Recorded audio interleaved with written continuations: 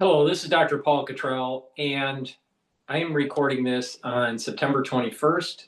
We're going to be going over the news, and I'm going to give you my perspective, especially on what's going on internationally. But before we do that, please help support the work that I do by sharing the links, asking your social media to follow me, making sure that you subscribe to all of my channels. I have 4 channels on YouTube. I have Brighteon, Bitchute, and Rumble. I also have channels on X, GETTR. I have a new Substack channel and Patreon. So please help support the work that I do by following me. And if you like the content that I do, all these videos are for free. I have thousands of videos for free. Please get the great products that I have on my store, the-studio-reykjavik.com, or support by donating. You can donate on my website. You can donate through Stripe, PayPal, or buy me a coffee on the homepage. You can be a paid member to my Substack or my Patreon channel. Those are great ways to help support the work, especially for the international audience that can't purchase the great supplements that I offer. I have very high quality supplements that if you follow the protocol that I have, you're going to be boosting up your immune system and slowing down the aging process. Really important. This is something that I do to slow down the aging process and to increase my longevity. So if you take my lead and follow the protocol, you will see similar results. Please go to my store, the-studio-reykjavik.com.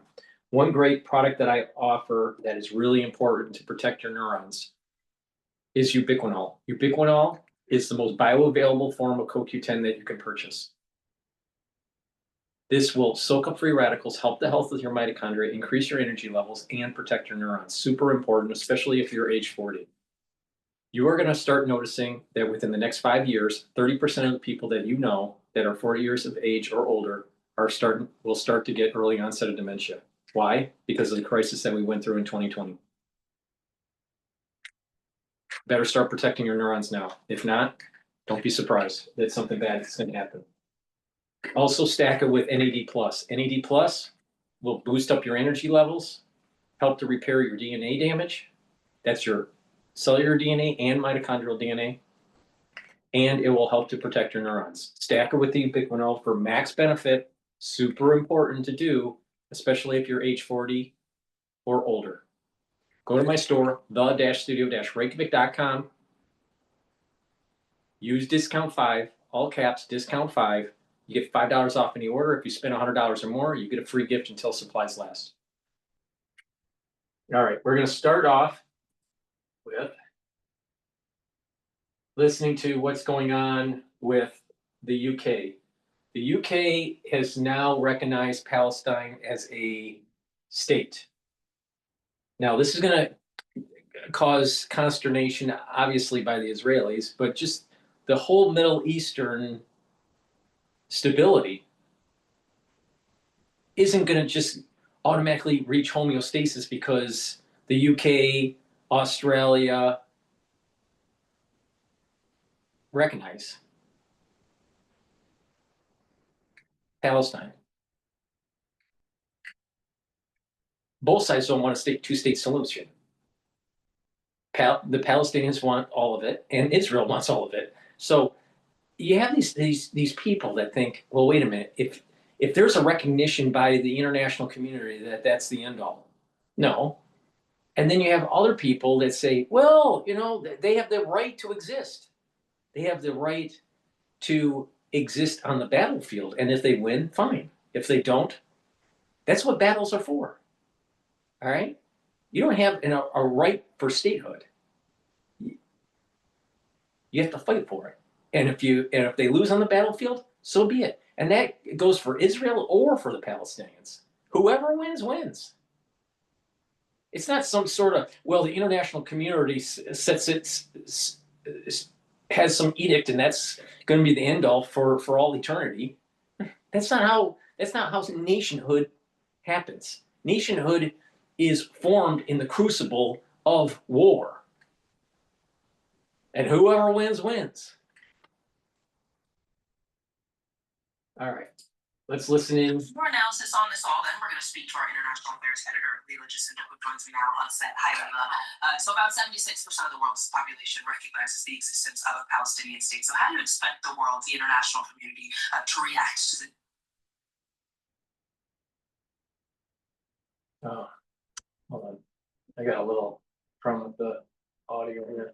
across the world who are acute Let me just rewind that for a second. Of this hand of history. As you said, more than 150 out, now. And there are many people across the world who are acutely aware of this hand.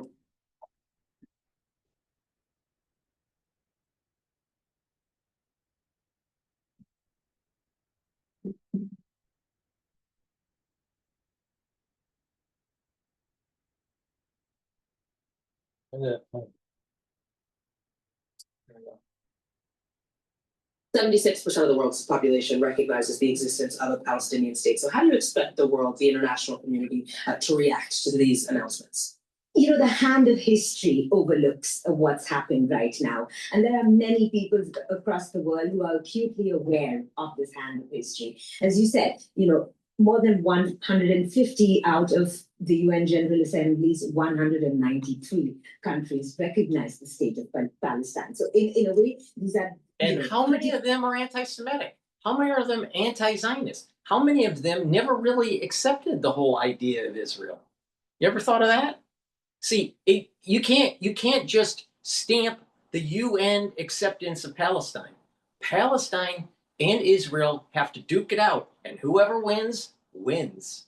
Now, if there's such a large international community to support Palestine, then send them the weapons. And if Israel loses and they don't deserve it then. But if Israel wins, they deserve it. Because any country that wins a war deserves the territories that they have. It's that simple. It's really that simple. That's how history is made. That is how countries and statehoods are made. And come on. The reason why they're rushing in to try to accept the Palestinian state is because they know that the Palestinians are going to lose. And they're going to try to use the international community to demonize Israel and to push them for a two-state solution. That ain't going to happen. That's just that's gone. October 7th of 2023, two-state solution gone, flushed down the toilet, never coming back. Western countries joining the rest of the international community. The reason why the British recognition in particular will have resonance across many parts of the world is because they are acutely aware of the history behind this. And this is not a history that goes back just to the 1993 Oslo Accords. This is a history that goes back more than a century, when in 1917 there was the Balfour Declaration, whereby colonial Britain gave a declaration of the understanding. Let me get this straight. The UK empire is crumbling, and then they want to say the Palestinians have a state. I mean, you can't even pay the basic. The British are having a problem paying their debt.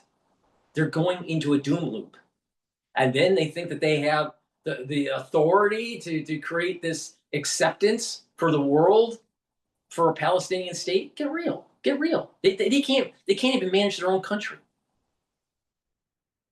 Starmer cannot manage his own country. The Palestinians can't win the war. So why should Israel turn into a two-state solution? Why?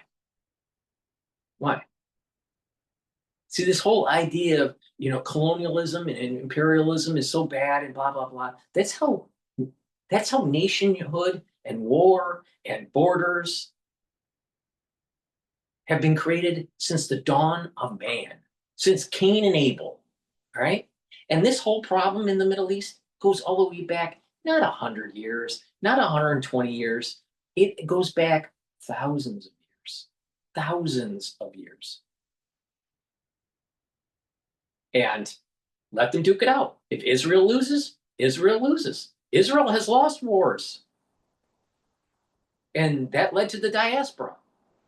But the Israelis came back. Now, it is up to the Israelis to forge and protect and grow the nation. And it is up to the Palestinians to try to gain land. And whoever wins, wins. So be it. But to say, oh, this is the UK and we're going to force it upon people. No, that's not how it works. It is won on the battlefield, not in Parliament for the UK, who can barely pay their debt.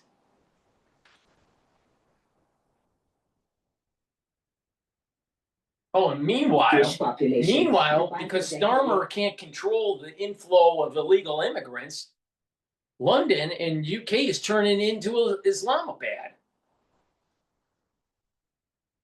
So who's really making the choice? Some sort of Anglo-American or Anglo-Saxon axis? Or is it actually an Islamic takeover of the UK? Get real. Of course, said that it should not in any way prejudice against the existing other communities in Palestine. So in a way, what we are seeing now is London recognizing Palestine, which was recognized more than 100 years ago, right? And don't forget that this is also being spearheaded. This entire move to recognize the Palestinian state is being spearheaded by France. Now, it was France and Britain that split. Yeah. France and Britain, both of them are in a doom loop. Both of them are having problems with their governments. Both of them are having problems with their debt. Both of them are having problems with rolling their debt because they have high interest rates. Both governments are fractured and are collapsing. And then they're going to stamp, oh, we want a two-state solution and accept Palestine. And both governments, both countries, have been overtaken by illegal immigration by Muslims.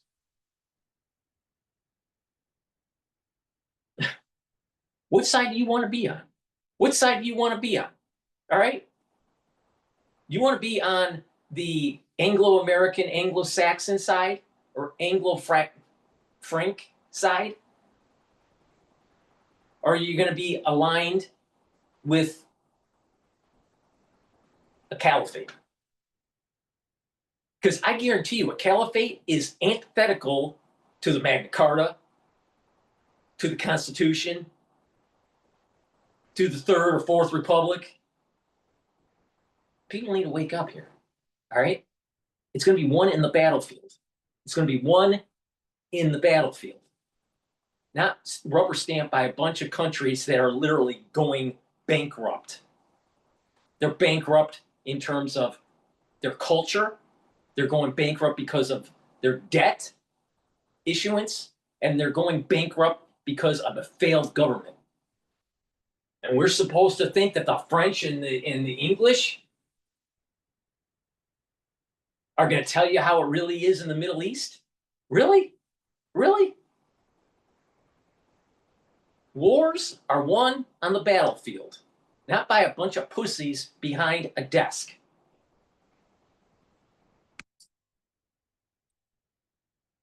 An Ottoman Empire a year before the Balfour Declaration, when they had the Sykes-Picot Agreement in 1916, and the Levant was divided into a British interest, and France got Lebanon and Syria. And none of these regions has seen peace and security. As we speak now, Israel continues its operation in southern Lebanon, and in Syria, since the fall of Bashar al-Assad, Israel has been bombing parts of Syria. So for the international community, history has overlooked this. On the one hand, there's the history of, and in a way, it's almost a matter of two parallel histories being told, right? Because the state of Israel was created after the horrors of the Holocaust.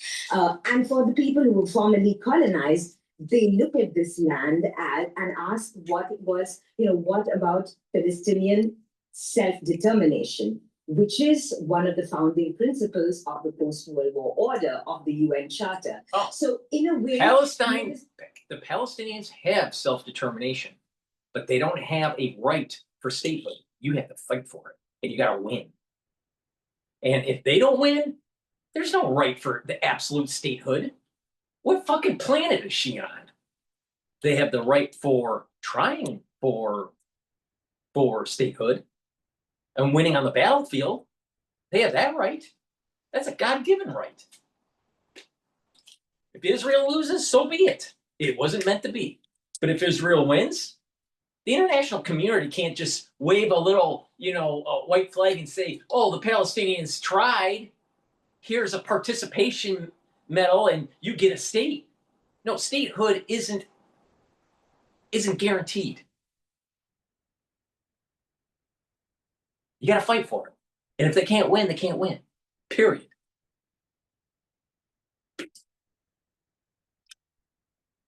Very symbolic. Nothing changes on the ground. I mean, bear in mind that Prime Minister Keir Starmer had the statement, which we all were waiting for, but it was very short on any details, right? If you are recognizing a Palestinian state, well, what are the land? The Palestinians are getting support through Hezbollah and Hamas, through Iran, and they still can't win. If this is such a big issue, why isn't other Arab nations coming in and supporting the Palestinians and going to war with Israel? They're not doing it. Why? Why? Do you think the Palestinians really? Do you think that the some of these Arab nations really want the Palestinian state? Some of them don't. If the Palestinians were so great, why doesn't Jordan just bring them in? Or why not Lebanon or Egypt? They're not doing it. No, let the Israelis and the Palestinians duke it out. And let Iran get involved too. And whoever wins, wins. Whoever wins, wins. But the Palestinians doesn't have some sort of God-given right to survive. There's no God-given right that the Israelis should survive. You got to win. You got to go through hardship and battle and win the territory. And once you do that, and you neutralize your enemy, then you can reach homeostasis. But whoever wins, wins. So be it. But they have a right to the land. There's no such thing as like, all right, we're just going to stamp that the Palestinians have to have land. Really? You think that the continental United States is just that it's going to be there forever like this? It may grow, it may shrink. It depends on if we can fight and protect it. Same thing with Rome, the Empire of Rome. The Roman Empire, it grew and shrunk. If they could hold territory or not, if they could have government policies that were helping the citizens and the society in general, or have policies that were antithetical to a prosperous society. That is up to the country. So there's no a guarantee that the continental United States stays with the borders that we have. It may shrink, it may change, it may grow, who knows? But if we don't protect the borders, it will shrink.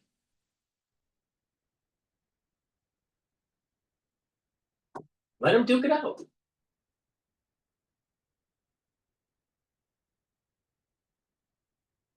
Now think about it. They're recognizing the Palestinian state.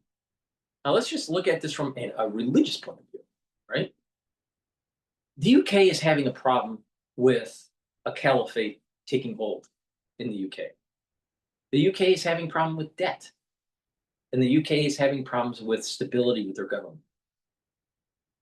Now, do you think that with all those problems, going against the, quote, chosen people would be the best option to try to get some sort of grace from God? Or do you think it would be recognize the Palestinian state? It's up to you. But you really think about it, you really think about it here, there's no people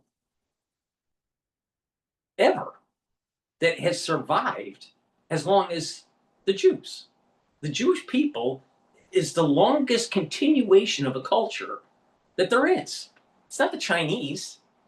They say, oh, China is 5,000 years old and they had such a long, but it was fractured. It was fractured and then it kind of reconstituted. The Jewish people have not been fractured and reconstituted because it's beyond a country. It's based on a book. And there's the problem. Here's the problem, that people don't get it. They don't get it. So, all right. UK has the right to do whatever it wants. It doesn't mean that there's not consequences. It doesn't mean that a blessing is taken away from the UK. It doesn't. This is a dumb move. This is a really dumb move. But let them do it. Let them do it. And maybe you start seeing the actual acceleration of the fall of the United Kingdom, which I suspect will happen. It's a stupid move, but it's run by a stupid person, Starmer. Borders. Does Israel agree to a land border? So it's symbolic. For much of the rest of the world, it is still another reminder of what is perceived with the majority of people as the double standards on this issue. But, you know, for people who have been part of former empires, whether it was the British Empire or the French Empire, they really look at this issue as a continuation of a long history. What do you think? I mean, we heard from Catherine Norris-Trent in the West Bank earlier in Ramallah. How do you expect Palestinians to react, perhaps especially those in the Gaza Strip, which of course will have made clear that this announcement has not stopped Israel from pushing forward with the war. So what does this mean for them concretely? I mean, Palestinian reaction is different, of course, right? Because not all Palestinians think alike at all. And obviously, officially, the Palestinian Authority has welcomed this move. There is, without any question, that most Palestinians view this as a distraction. That all the talk that is happening in London, Paris, and New York is very far removed from very existential issues of survival that Palestinians in Gaza and the West Bank are trying to achieve. So for Palestinians, they see a lot of this as almost a distraction from what is happening, because we are going back, we are having leaders recognize the Palestinian state and talk about the viability of the two-state solution, right? The two-state solution— There is no viability. The Palestinians can't fight and protect it. And the Arab community isn't willing to back them enough. So there is no state. It's that simple. Do you think the United States would just be there if it wasn't for the military protecting the territory? Do you think we'd just stay there?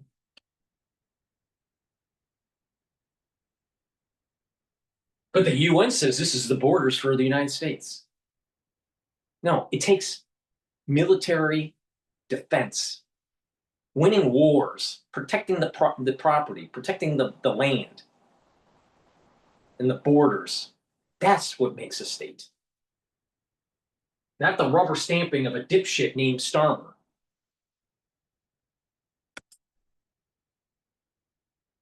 Decades old.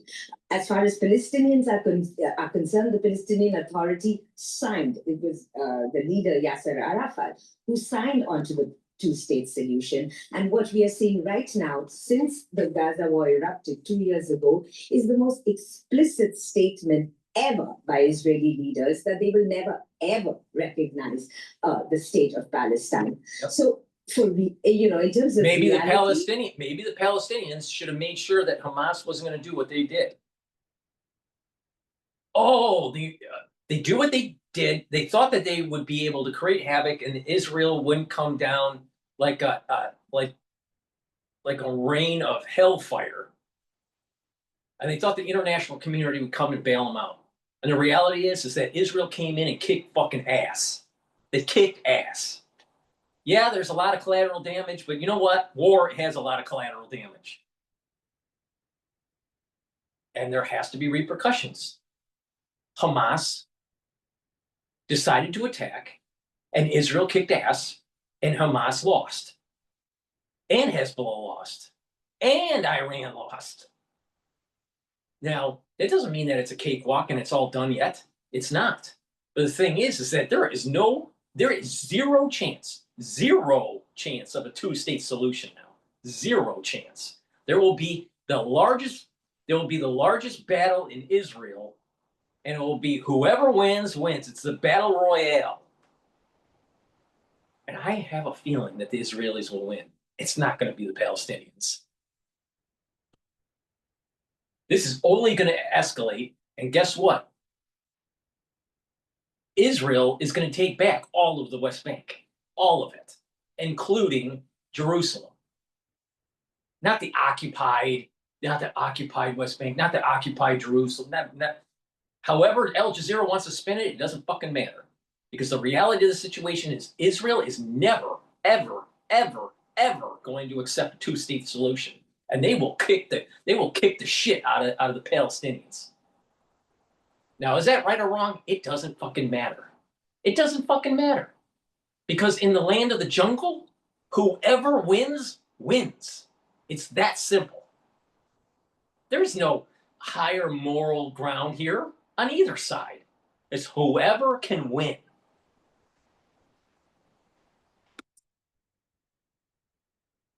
Palestinians, this is really nothing. They view this as Western leaders trying to look good. It's perhaps not insignificant in that sense that Mahmoud Abbas will not actually be present at the UN General Assembly this week because his visa was denied. He will, of course, address the assembly by video link. So what do you expect then to happen next? Well, what we will see next is on Monday in New York at the UN General Assembly, that Macron and so this is France and Saudi Arabia are co-hosting this much announced meeting where France will recognize the state of Palestine. The fact that Saudi Arabia is included in this meeting is a sort of a shout out to some involvement of regional Arab players in this conflict. So that's what's happening on Monday. What London, Paris, Australia and Canada are looking for in the short term is what is going to be Israel's reaction to this. Very few people foresee a cutting of diplomatic ties. Of course, a lot of people foresee, experts, foresee that there will be very mild reactions in Western capitals to whatever the immediate steps that Israel will take. And for the most, this issue is very likely to dominate the UN General Assembly, where 193 members of the international community meet and now have very significant countries and powers on their side. I mean, bear in mind that, with the UK recognizing the state of Palestine, it's the first member of the G7, the group of 7 countries that recognizes it. Now we have Australia and Canada, France on board as well. So the only countries in the G7 that do not recognize the state of Palestine so far are the US, Germany, and Japan and Italy, right? So increasingly we are seeing the world turn on this, but we are seeing this huge schism between words and reality on the ground. Leila Jacinto, thank you very much.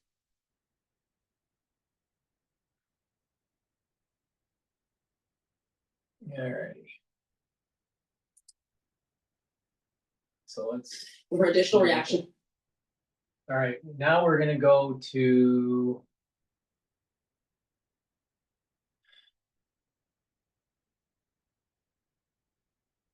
BBC's take on this. This is UK, Canada, and Australia announced formal recognition of the Palestinian state. That's lovely. Did the Palestinians win anything on the battlefield? No. Please go to my store, the-studio-reykjavik.com, and get the foundational part of the protocol. That's the complete multivitamin. This multivitamin has the multivitamins for cofactor enzymatic activity. So the multivitamin attaches to the enzyme, allows for the enzyme to have a certain conformational shape, and that enzyme will perform better.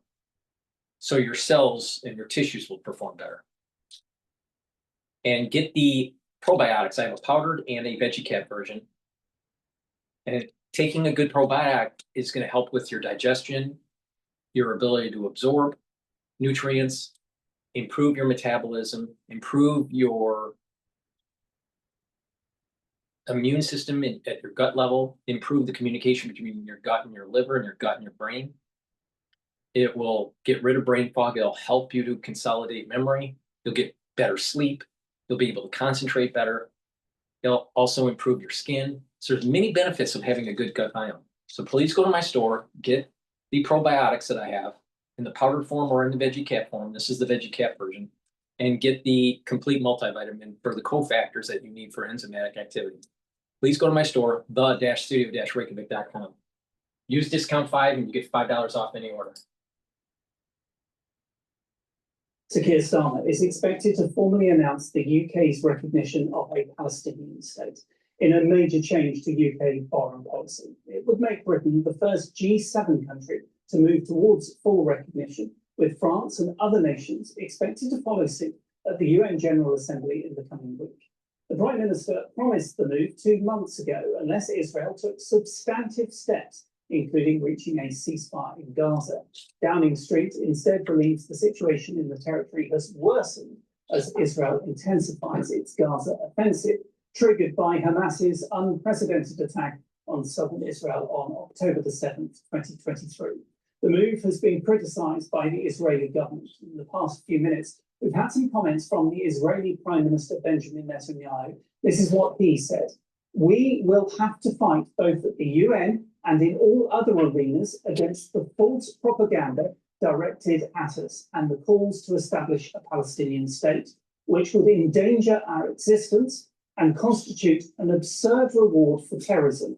He went on to say the international community will hear from us on this matter in the coming days. Well, with me is our political correspondent, Jack Fenwick. So, Jack, we are expecting a statement from Sir Keir Starmer.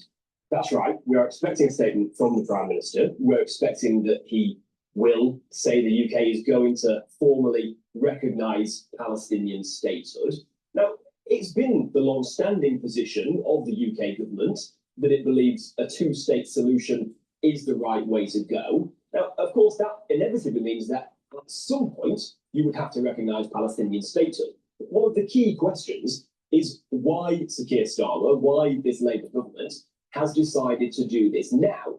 Now, some of the people who think now isn't the right time point to things such as Palestine not having internationally recognised borders, not having a legitimate government in the eyes of places like the UK, not having a capital, not having an army, these things that you would think of as making up a state as we know it. They say that because of all those things, now wouldn't be the time to do it.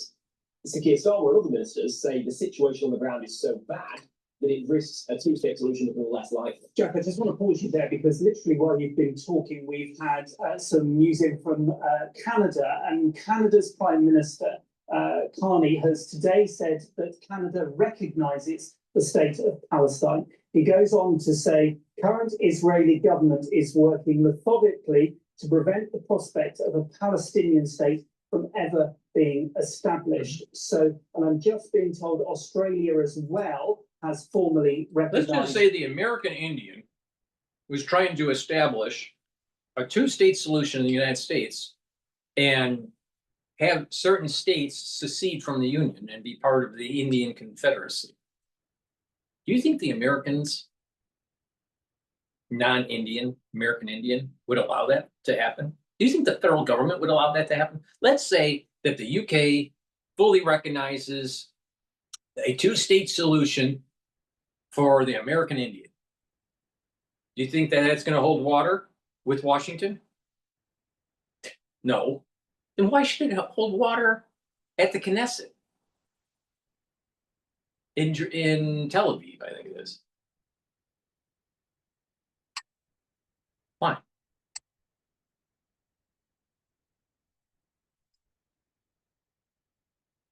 State of Palestine. That news just coming in. So confirmation from Canada and Australia. They're both formally recognising the state of Palestine, and this is what we expected.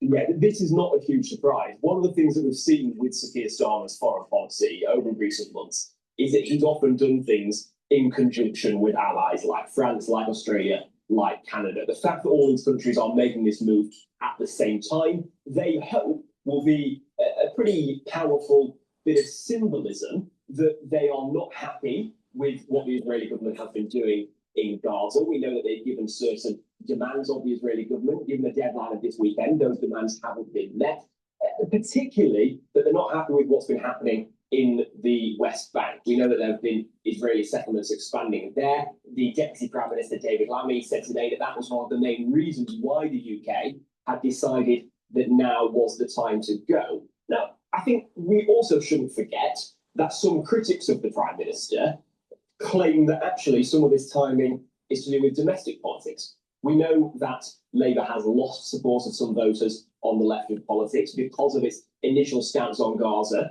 We know that people like Jeremy Corbyn, like the Green Party, have been very loud about that, and I think will continue to be loud about that. So critics have said maybe that has played a role in this timing. That, of course, ministers say that that's not at all the case. They will point to the fact that the international community appears to be doing this together. However, one country that won't be doing this is the United States. We know that this is not the way that Donald Trump thinks countries should be going. He made that very clear when he was in the UK on that state visit last week, sat next to Sir Keir Starmer, basically saying, I think you've got this one wrong. So that is some tricky diplomacy for the UK. Okay, Jack, if you're just joining us, the breaking news that we've had in the last couple of minutes is that Canada and Australia have both formally recognised a Palestinian state. I think we can show you, this is the post that the Australian government has put out, which is quite hard for me from where I can see to read, but we do know that their statement says Hamas must have no role in Palestine. So that formal recognition from the Australian government. Also, the Prime Minister of Canada, Mark Carney, has posted a statement on his X account which says Canada recognises the state of Palestine and offers our partnership in building the promise of a peaceful future for both the state of Palestine and the state of Israel. So that's the statement that the Prime Minister of Canada has posted. So Canada officially becoming the first G7 nation to recognise a Palestinian state. But as you said, Jack, we are expecting Sir Keir Starmer's statement to come shortly, probably after these two, Australia and Canada. We're expecting it to follow suit. So I think something it's worth adding is that ministers have been pretty clear in recent days that even if they do take this step of recognising a Palestinian state, as we're expecting, they still expect the hostages to be released. They say that they will demand Hamas do that.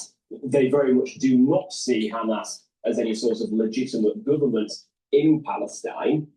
And so I think that there are further questions about what sanctions they may put on Hamas. I think we can expect in the coming weeks to hear a bit more detail about the sort of sanctions that the UK will have on Hamas. And part of that is about saying to critics who've said you put these conditions on the Israeli government but not on Hamas. Part of that is about saying to them, well, hang on a moment, we are still demanding various things of that side as well. But again, it's just further evidence of this tightrope that countries like the UK, like France, like Canada are trying to navigate. And we are seeing today from some countries so far and expecting to see from the UK the precise language that they're going to use to try and navigate that tightrope. Yes, the Australian government statement saying Australia's recognition of Palestine today alongside Canada, and they're saying, and Britain is part of an international effort for a two-state solution. We've already had some reaction from the Israeli government. This happened because we knew that this was likely to happen today. And in the last hour, there's been a press conference in Israel with a spokesperson for the Israeli government delivering this message from Benjamin Netanyahu. Let's have a listen. The Prime Minister has made it very clear to me that his message to nations that are taking the avenue to disregard the sheer utter chaos Hamas has thrusted Gaza into and Israel, including our soldiers, families, and of course, hostages still held in Hamas captivity, that the people of Israel aren't going to commit suicide because of the political needs of European politics. So that's the reaction, as you would expect, from Israel. And you were mentioning that the US plays into this because, of course, Donald Trump has said this is the wrong thing to do. He has. He's been very clear that he doesn't think this is the way to go. We know that he has been a real defender of Benjamin Netanyahu, of the Israeli government, much more so than countries such as the UK. What we've seen over recent months is a real hardening of language from countries like the UK towards Israel, towards what has been happening in Gaza. So that is why this doesn't come as a huge surprise. It feels like the conclusion to a lot of that hardening of language. Government sources have said that it's simply intolerable, the pictures that we've seen in Gaza in recent weeks. And they've said that the very idea of a peace has become less likely because of the events in recent weeks and even in recent days, David Lammy said this morning. That's why they feel that they've had to act now. And of course, we've got the United Nations General Assembly about to happen in New York. So that is one of those big diplomatic moments where something like this can be coordinated and can happen. Jack, I just want to pause you because I can now read you in full the Australian statement. So this coming from the Prime Minister, Anthony Albanese, and Penny Wong, who is the Foreign Affairs Minister. Let me read you in full. It says, effective today, Sunday, the 21st of September, 2025, the Commonwealth of Australia formally recognises the independent and sovereign state of Palestine. In doing so, Australia recognises the legitimate and long-held aspirations of the people of Palestine to a state of their own. It goes on to say, Australia's recognition of Palestine today, alongside Canada and the United Kingdom, is part of a coordinated international effort to build new momentum for a two-state solution, starting with a ceasefire in Gaza and the release of hostages taken in the atrocities of October the 7th, 2023. Today's act of recognition reflects Australia's long-standing commitment to a two-state solution, which has always been the only path to enduring peace and security for the Israeli and Palestinian peoples. The international community... You know what's amazing?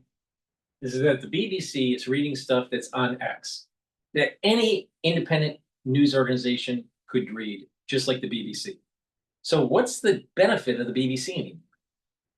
They're a great analytical skill? I don't think so. Please go to my store, the-studio-reykjavik.com. Follow my lead, use the supplements and the great products that I have to offer to help increase your longevity and slow down the aging process. Boost up that immune system. I have great products such as structural nanosilver soaps. You can get it in charcoal tea tree. You can get it in lemongrass. You can also get lavender and peppermint. Very high quality structural nanosilver soaps. You're going to need them, especially for the fall and the winter. Trust me. Trust me. Get a few bars for this for your household. You're going to need it. But if you don't listen and something bad happens, don't be surprised that you've been warned. The requirements for the Palestinian Authority. The president of the Palestinian Authority has restated its recognition of Israel's right to exist and given direct undertakings to Australia, including commitments to hold democratic elections and enact significant reforms to finance, governance, and education. The terrorist organization Hamas must have no role in Palestine. Further steps, including the establishment of diplomatic relations and opening of embassies, will be considered as the Palestinian Authority makes progress on its commitments to reform. Already crucial work is underway across the international community to develop a credible peace plan that enables the reconstruction of Gaza, builds the capacity of the state of Palestine, and guarantees the security of Israel. The leadership of the countries of the Arab League and the United States is vital to this task.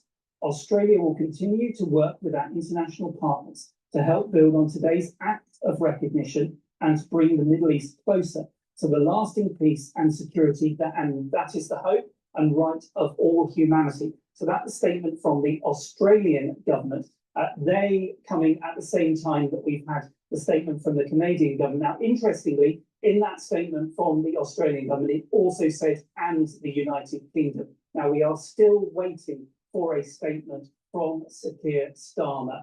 I'm being told that we do have now a statement, Jack, that just coming in literally within the last few seconds. That's right. Sir Keir Starmer has posted on social media to say today to revive the hope of peace for the Palestinians and Israelis and a two-state solution, the United Kingdom formally recognises the state of Palestine. He's also posted a video statement going into more detail about that. So as we were expecting, confirmation that the UK has at the same time as allies such as Australia, such as Canada, taken this significant diplomatic move to recognise Palestinian statehood. We know that Sir Keir Starmer had been put under pressure by some people within his own party and by some parts of the UK political scene to do this. That for many months he had resisted doing that. He had said that you had to wait until the right time in the peace process before using this mechanism. Clearly, the UK and others have decided now is that time. Yeah, we are going to get that video statement that you can see that has been posted on social media by the Prime Minister and bring it to you. But we're also expecting at some point in the next week France to join this as well, aren't we? Yeah, and France were one of the first of this group of countries to say that they believe this was the right direction to go in, although they've not formally done it yet. We are very much expecting that they will be a part of this as well. Now, we've heard some of the criticism from one side, people like Donald Trump, like the Conservatives here in the UK, saying why they don't think this is a good idea because they don't think it's the right time for the peace process. But I just want to bring you a bit of more reaction in terms of some criticism from the other side as well. We've heard from Amnesty International. They're saying that recognition is no doubt significant, but will be a hollow gesture if the UK does not also seek to end what they call Israel's genocide. Now, I think there will be people who come out and say things like this that effectively saying words aren't by themselves enough. Now, in terms of that word genocide, we know that is a word that the UN body recently used, but we also know that it's a word that the UK government has not used to describe events in Israel. They've suggested that they are waiting for an international court to make a ruling to decide whether or not they are going to use that term. But I think now they've taken this step, there will again be people within their party, people on the left of British politics, asking them to take that further step as well. Jack, stay with us. I just want to read again that post that we've just had from the Prime Minister, Sir Keir Starmer, on social media. He says, today, to revive the hope of peace for the Palestinians and Israelis and a two-state solution, the United Kingdom formally recognises the state of Palestine. And that coming after similar statements from both Australia and Canada. Let us get some reaction to this. Let's go live to Ramallah in the West Bank, and our correspondent there is John Donaldson. John, how is this going to go down there? Well, look, I think Jack is right in that this is significant because it shows the growing frustration with Israel's conduct of the war in Gaza and also its actions in the West Bank. And because of that, most Palestinians will welcome it. But I think the vast majority will think it's too little too late, and it will change probably absolutely nothing on the ground. Well, I'm joined now here in Ramallah by Mustafa Barghouti, he's head of the Palestinian National Initiative. What's your reaction? Well, we welcome the recognition, especially that's coming from several countries. That recognition confirms and affirms the rights of the Palestinian people for self-determination. They negate the Israeli de facto measures on the ground, including the Israeli absolutely fascist law, which says that the right of self-determination in the land of Palestine is exclusive for Jewish people. It's an important step also to correct the sin of Balfour Declaration, which hurt the Palestinian people so much. But it's not going to change anything, is it? Well, it will if it is associated with what's necessary. Recognition by itself is not enough. What we need are now sanctions on Israel. Punitive acts, exactly like has happened with Russia. You can't impose 11,000 sanctions on Russia in less than 2 months and none on Israel, which has been discriminating against us, oppressing us, ethnically cleansing us for 77 years. So recognition, thank you, but that's not enough. We need sanctions immediately. There are many Palestinians and many Israelis who say It's done, the idea of a Palestinian state. It's Yep. too late. Yep. There are too many settlements, too many settlers. It's too late. There needs to be something else. They say so, but the right of the Palestinian people for freedom will never be gone. They don't want two-state solution. We'll have to have one democratic state with equal rights for everybody. There is something that should be clear to everybody. Nobody will break our will or our determination to be free from oppression, occupation, and this terrible Israeli discrimination. Most Palestinians will tell you that in the last 2 years, it's got harder for them here in the West Bank. More checkpoints, more Israeli military operations, more confiscation of land. Is there a danger that Israel will respond to this in a way that makes life even harder for Palestinians here? It's the other way around. I mean, these recognitions coming too late from some countries like Britain and Australia and Canada are happening because these countries finally saw that Israel is destroying the very last opportunity of two-state solution. So these countries are responding to what Israel is doing and not the other way around. Now, if Israel proceeds, it has to be subjected to sanctions. It has to be isolated, as it is now becoming isolated with the United States if it continues to support Israel. But eventually, we will win. Eventually, we will get our freedom. What is happening today in Palestine to the Israeli side is exactly like what happened to the South African apartheid system at one point of time. They think they will kill the two states option as an option. We'll demand one democratic state and equal rights for everybody. I've not seen a statement from Hamas today reacting to this, but they will see this as a victory. As Prime Minister Netanyahu says, it's a victory for Hamas. It's a reward for them. No, it's not a victory for Hamas or for Fatah or for us. It's a victory for the Palestinian people. What you deal here with are the Palestinian people and not this faction or that faction. Okay, Mustafa Barghouti from the Palestinian National Initiative. Please go to my store, the-studio-reykjavik.com, and get the vitamin C and magnesium. This will help with your skin, boost up your immune system, and help with your brain function. Super important. And magnesium and zinc helps with brain function and boosts up that immune system. You stack these together. In addition, magnesium increases the efficacy of vitamin D3. You need this, especially in the fall and the winter, because something's coming and you better be prepared. If you're not prepared and something happens, guess what? You did it to yourself. Now, vitamin C and magnesium and zinc will boost up that immune system, but also improve your brain function and protect those neurons. Super important, especially for people that are 40 years of age or older. Because of the crisis that we went through in 2020, there is going to be, within the next 5 years, people that are 40 years of age or older getting early onset of dementia. About 30% of the people that you know that fall into this cohort category that aren't trying to protect their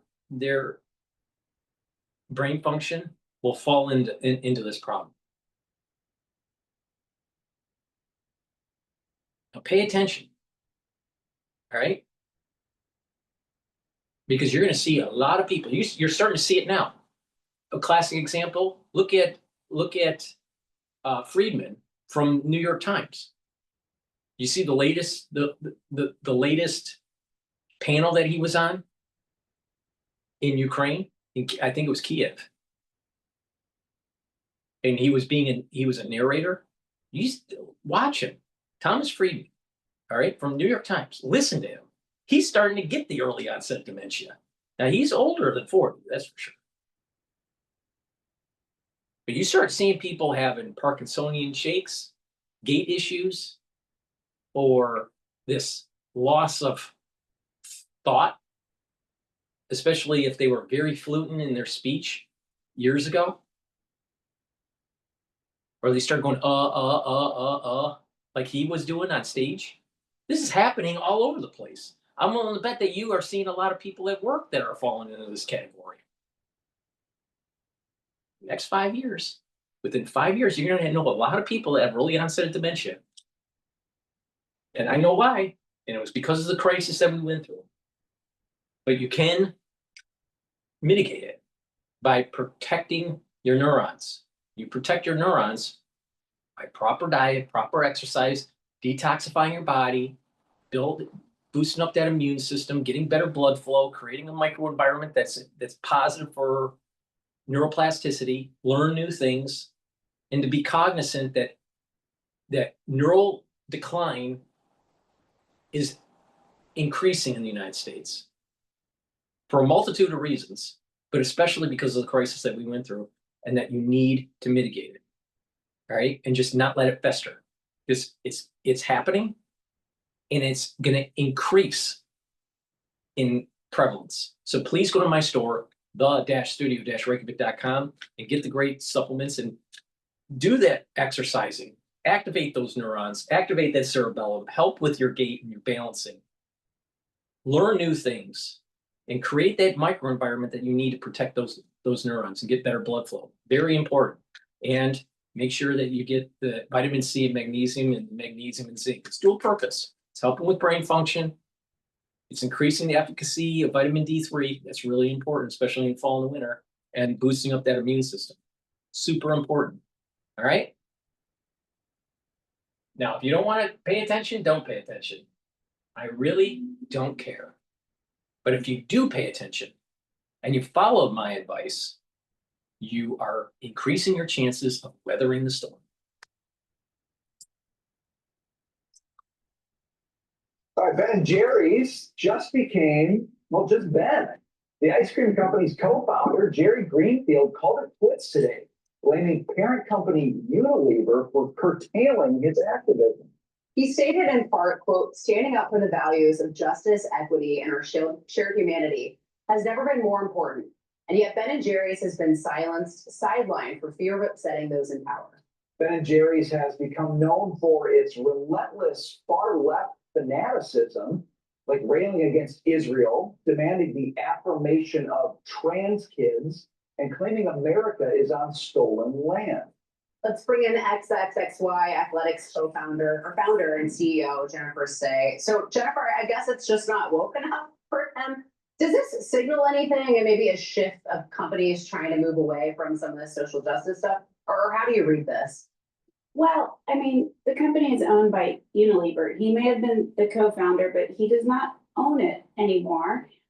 And to me, this is just another case of kind of woke capitalism. You know, he wants his cake and he wants to eat it too. He wants to say he's a social justice warrior and they're silencing him, but he took the 300. Jerry from Ben & Jerry's, it's not about him eating his cake, wanting his cake and eating it too. It's wanting his ice cream and eating it too.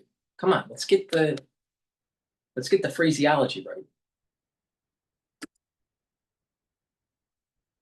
$26 million, which is a pretty capitalist thing to do. Take the money. He's now a brand ambassador, or was until he resigned. A brand ambassador amplifies the company's message. It doesn't tell the company what the message is supposed to be. So, I think Unilever is probably pretty relieved. Yeah, they say when you talk about founding a business, you can be rich or you can be king, but you usually can't be both. And if he wants to be the king of woke left, he should have sold the thing and gotten rich. But, you think about businesses and their political stances. There obviously are a lot of businesses that choose to make a philosophy or even an ideology core to their mission. And I think capitalism gives you the freedom to do that if you want to, but it also says you're going to bear the consequences. If you pick a cause that America rejects or consumers reject, you got to live with that. And it's particularly dangerous for mass brands like Bud Light or Target or a Ben & Jerry's who want to sell to a lot of people.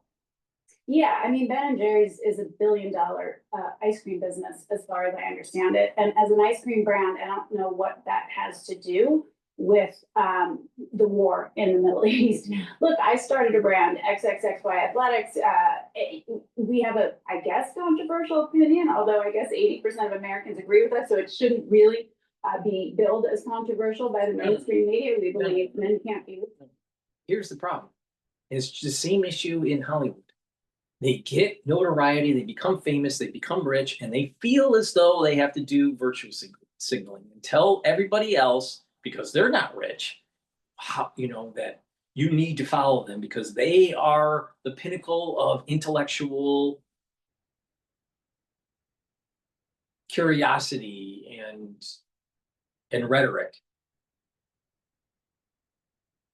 It's the same issue that's going on in Hollywood.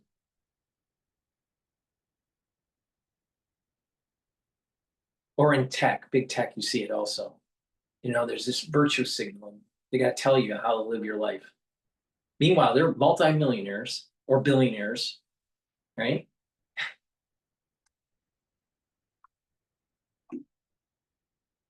Just stop buying their products. Just stop watching their films, and all of a sudden it collapses.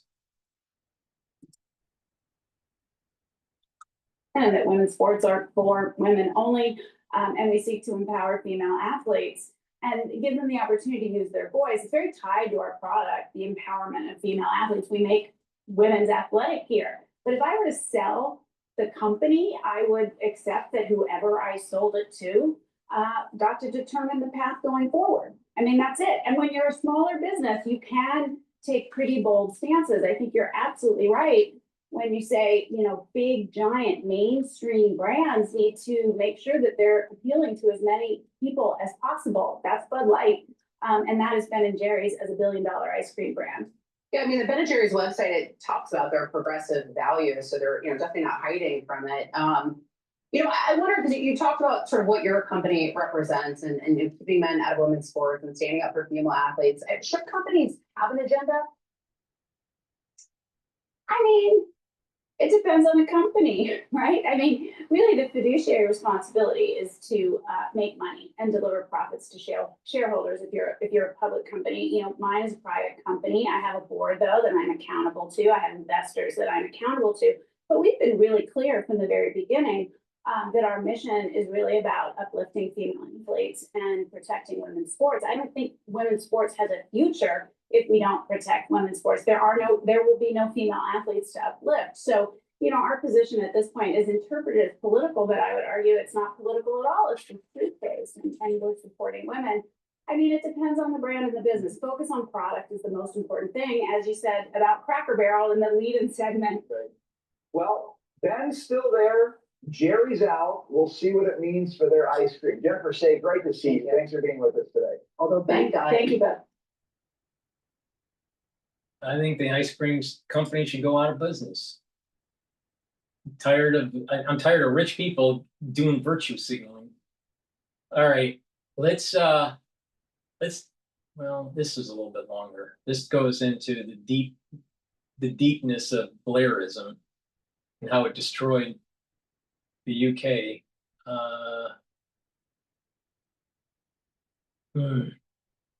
Let's go to CNN here. It looks like how CEOs tried to cash in as Trump attacks free speech. So let's listen into that. But before we do, please go to my store, the-studio-reykjavik.com, and get the very high quality structural nano silver toothpaste. This has no fluoride in it. It'll help to whiten your teeth, freshen your breath, reduce inflammation at the gum line, and help the health of the gum line. It's very important to use every day, but especially during the fall and the winter. You're going to need this. Get a few tubes of this for your household. Be prepared for the fall and the winter. Super important. Another very important stack. It's dual purpose. This stack here, vitamin D3 with the vitamin K2 MK7 molecule, when you stack these together and you do resistance training, it's going to help you to build more bone density. Now, again, remember that magnesium helps to increase the efficacy of vitamin D3. Taking calcium, do the resistance training, take the vitamin K2, MK7 molecule and the vitamin D3 together, you're going to get more bone density. But it'll also help to pull out some of the calcium depositing and reduce calcium depositing in your vascular system. That way, it's improving your vascular system. And guess what? This fall and this winter, it's important to take vitamin D3 and K2 together. You can take them separately, but it's synergistic to help you through the fall and the winter. Vitamin D3 helps with expressing genes because it's a cofactor. It also helps to get rid of cells that are infected so they can go into apoptosis. All right, because a lot of times when they're infected, it shuts down the apoptosis pathway. Well, vitamin D3 helps to reactivate the apoptosis pathway to get rid of those infected cells. Vitamin D3 is super important for this fall and this winter, I'm just saying. And also vitamin K2, MK7 molecule, also helps to reverse the severity. Oh, you need to take them together. I've been saying this for 5 years. Take the vitamin K2, MK7, and the vitamin D3 together, especially this fall and winter. Now, you don't want to follow what I have to say. It's your own damn fault. But I'm telling you how to weather the storm. Also, get the quick dispenser gel. Be prepared. Make sure you have some at work and at home. If you aren't feeling well or someone around you is not feeling well, put it on your hands, around your mouth, around your eyes, around your ears, around your nose. Lightly coat your nostrils. Stays active for 5.5 hours. It's dual purpose. You can use it as an aftershave to help soothe your skin. You can use it as a daily skincare. You can put it on a cut, an abrasion, or a minor burn, and it'll help to heal it. How? Because it keeps it clean. Oh, and again, you can use it during the fall and the winter, just in case you need it. So please go to my store, the-studio-reykjavik.com, get the gel, be prepared. I have just told you some of the great products that I offer to help you mitigate, but also take a look at the anti-Fauci boxes that I have that are more comprehensive to actually mitigate the problem. But you can listen or don't listen. Use discount 5, you get $5 off any order. If you spend $100 more, you get a free gift until supplies last. And believe me, you're gonna need that free gift. He's no longer only targeting comedians that he doesn't like. Now he is coming for network newscasts. He said it on his way back from London on Air Force One, and he repeated it just now in the Oval Office. The newscasts are against me. The stories are they said 97% bad. So they gave me 97, they'll take a great story and they'll make it bad. See, I think that's really illegal personally. When somebody is given 97% of the stories are bad about a person, that's no longer free speech, that's no longer, that's just cheating. So he called network newscasts illegal, and it's not free speech, and it's cheating. And this is in addition to what he said on Air Force One yesterday. I read someplace that the networks were 97% against me. I get 97% negative, and yet I won in East, and they won all 7 straight state popular, but whatever. And then 97% against. They give me only bad publicity, the press. I mean, they're getting a license. I would think maybe their license should be taken away. The president there saying about TV news networks, because he doesn't like what they report, maybe their license should be taken away. Now, we should note first that this 97% figure is wrong. It's actually 92%. And that figure comes from a non-scientific, frankly, non-credible analysis done by a far-right pro-Trump group looking at the NBC, CBS, and ABC evening news broadcasts. So to be crystal clear, just to reiterate the point here, this is the President of the United States threatening to use the power of the presidency, the Federal Communications Commission, or FCC, to remove or change news in news networks, removing it from the airwaves, theoretically, because their coverage is not pro-Trump enough. This is factually what he is saying now. And these threats, frankly, can no longer just be discounted as mere talk, because it has been only 2 days now since President Trump's hand-picked chair of the FCC, Brendan Carr, went on a far right-wing podcast and told local TV channels out there very clearly that they should stop airing the show of Jimmy Kimmel, a late-night comedian with a show on ABC and a critic of President Trump. Have a license granted by us at the FCC, and that comes with it an obligation to operate in the public interest. We can do this the easy way or the hard way. So what was the offense? Well, they say it has to do with comments he made on Monday night, Jimmy Kimmel, and here are those comments in full. We hit some new lows over the weekend with the MAGA gang desperately trying to characterize this kid who murdered Charlie Kirk as anything other than one of them and with everything they can to score political points from it. In between the finger pointing, there was grieving. On Friday, the White House flew the flags at half-staff, which got some criticism. But on a human level, you can see how hard the president is taking this. My condolences on the loss of your friend Charlie Kirk. May I ask, sir, personally, how are you holding up over the last day and a half, sir? I think very good. And by the way, right there, you see all the trucks. They just started construction of the new ballroom for the White House, which is something they've been trying to get, as you know, for about 150 years. And it's going to be a beauty. Yes. He's at the fourth stage of grief, construction. There have been a lot of interpretations and frankly some downright fabrications about what Kimmel specifically said in terms of his characterization of the shooter, the assassin. But let us assume, for the purpose of argument, the absolute purity of his critics. The question is, are they upset that this comedian invoked a horrific act of violence to make jokes? Because I don't recall any of these voices expressing any dismay after former House Speaker Nancy Pelosi's husband was brutally attacked by a home intruder with a hammer, resulting in How about CNN really investigating all of the insider trading that's going on with Nancy Pelosi and how she become hundreds of millions of dollars in net assets because of that trading? I'm just saying.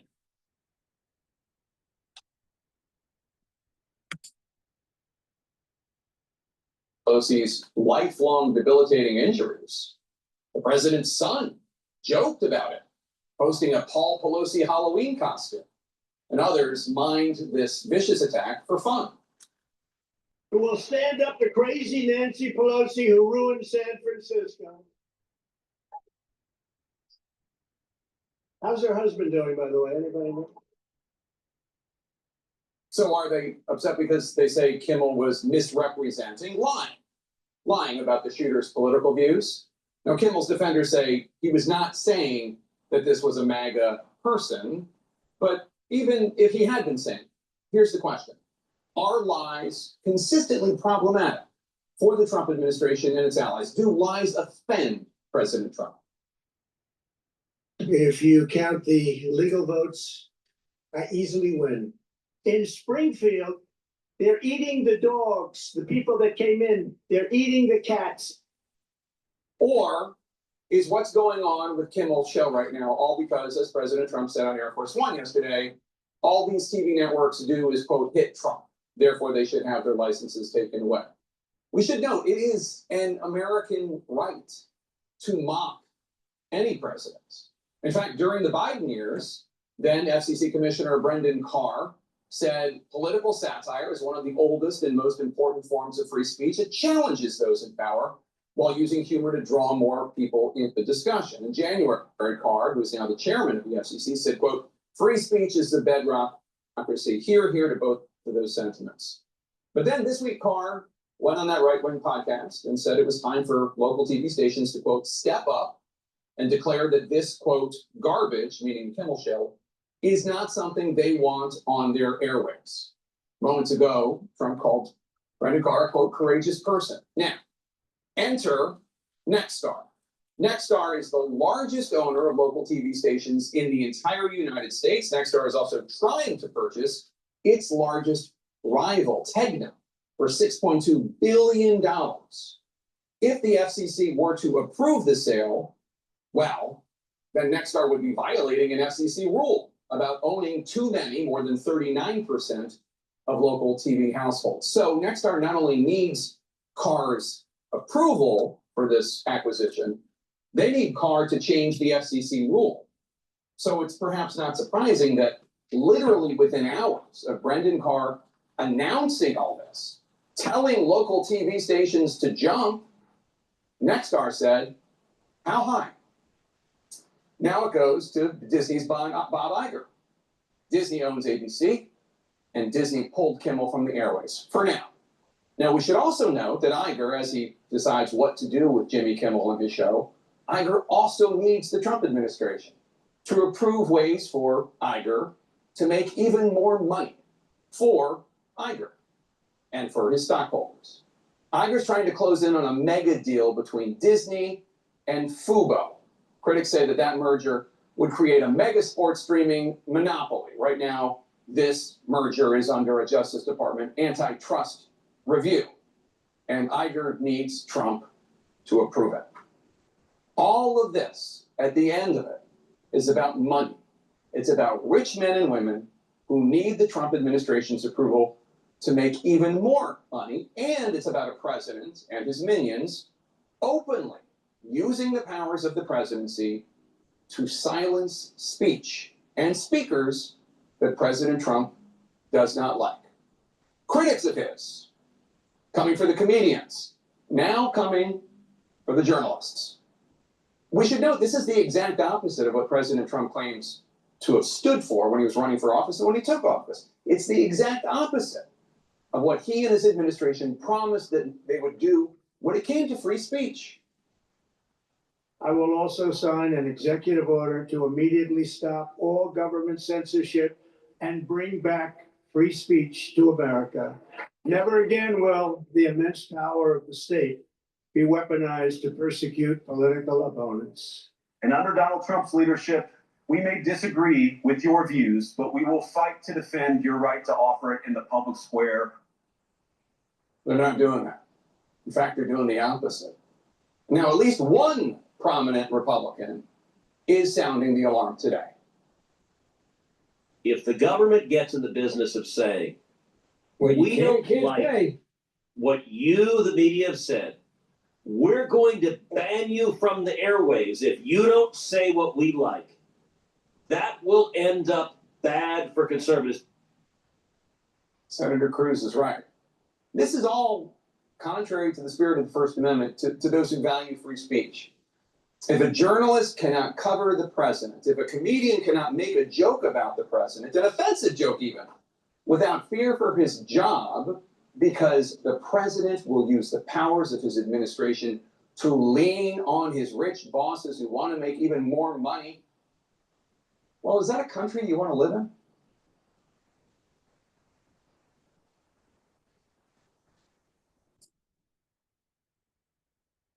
Why didn't Jake Tapper talk about how they were hiding the laptop from hell or propagating Russiagate, which was a total lie?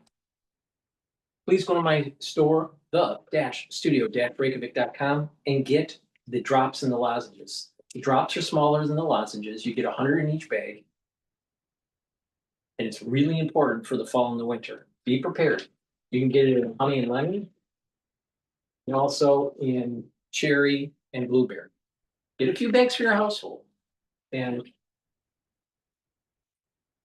get the lozenges. The lozenges are larger. You get 21 in each bag.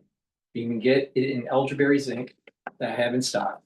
Get a few bags for your household, but be prepared for the fall and the winter. The moment you have that throat irritation, take them right away to mitigate the problem. Trust me, don't let it fester. Mitigate it right away. Have some at home, have some at work. The moment you have that irritation, boom, take them.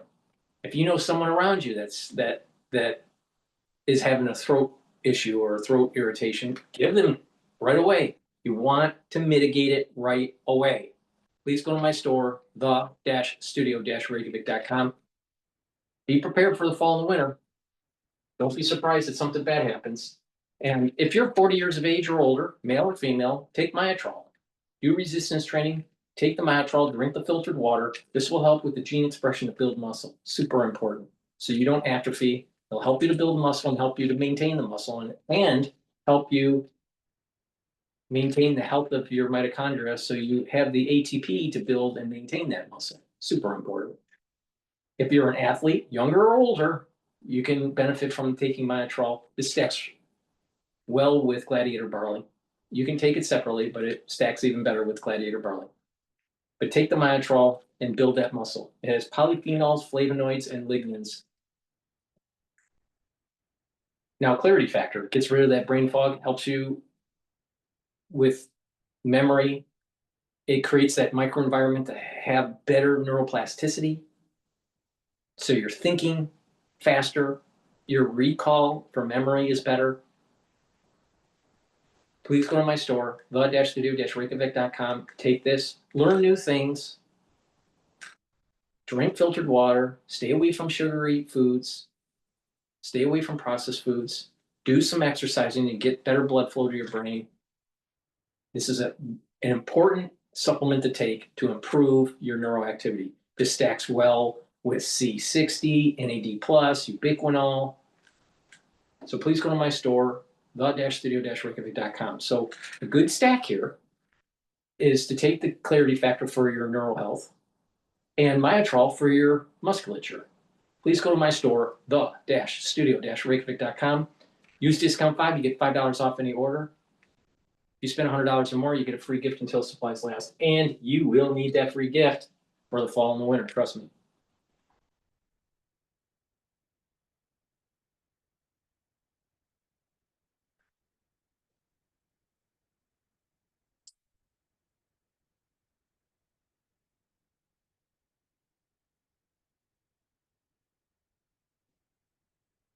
So Charlie Kirk strongly defended and modeled the principles of free speech.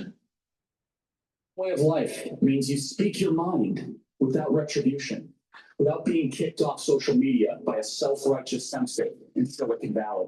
Free speech is our birthright as Americans. When you have free speech, we're going to get closer to the truth, closer to the best way to govern, closer to the best polity for the country. You should be allowed to say outrageous things. You should be allowed to say contrarian things. Now, teachers and professors, even pilots are among those who have been fired or suspended after making inappropriate comments about Kirk's murder online. Moments ago, Attorney General Bondi warned, quote, hate speech that crosses the line into threats of violence is not protected by the First Amendment. It's a crime. And for far too long, we've watched the radical left normalize threats, call for assassinations, and cheer political violence. That era is over. Fox News contributor Jonathan Turley argues Charlie Kirk wouldn't fire people who hated him, he'd win them over, and he joins us now. Professor, I know you're free speech peers. I am in many respects, but it looks like some of these professors are crossing the line and celebrating, glorifying murder. Well, Lawrence, there is no question how grotesque these statements are, and that is what Charlie did, is he held a mirror to the face of higher education to show the hypocrisy, hate, the intolerance that has taken over our campuses. That's why they hated him. That's why, in all likelihood, he died, because he was such a figure of clarification to expose all of this. It would be a disservice to his life and legacy to use this murder to attack the very thing he fought for most, which is free speech. I knew Charlie. I liked him a great deal. And I respected the fact that he was someone who opposed all cancel campaigns, left and right. Now, that doesn't mean that you cannot take measures against individuals who do cross the line. There's a teacher who played this video of the assassination and raved about Kirk in a classroom in Canada. Of course, that person should be fired. There's a Secret Service agent who glorified or condoned this killing. That's really incompatible with that position. When you have people who are using their positions, their official titles, if they're doing this during work hours, they can be punished. They can be terminated. But at the same time, we have to honor Charlie's legacy by saying that he wanted debate. He didn't want to silence people. He wanted them to speak. He wanted them to speak to him.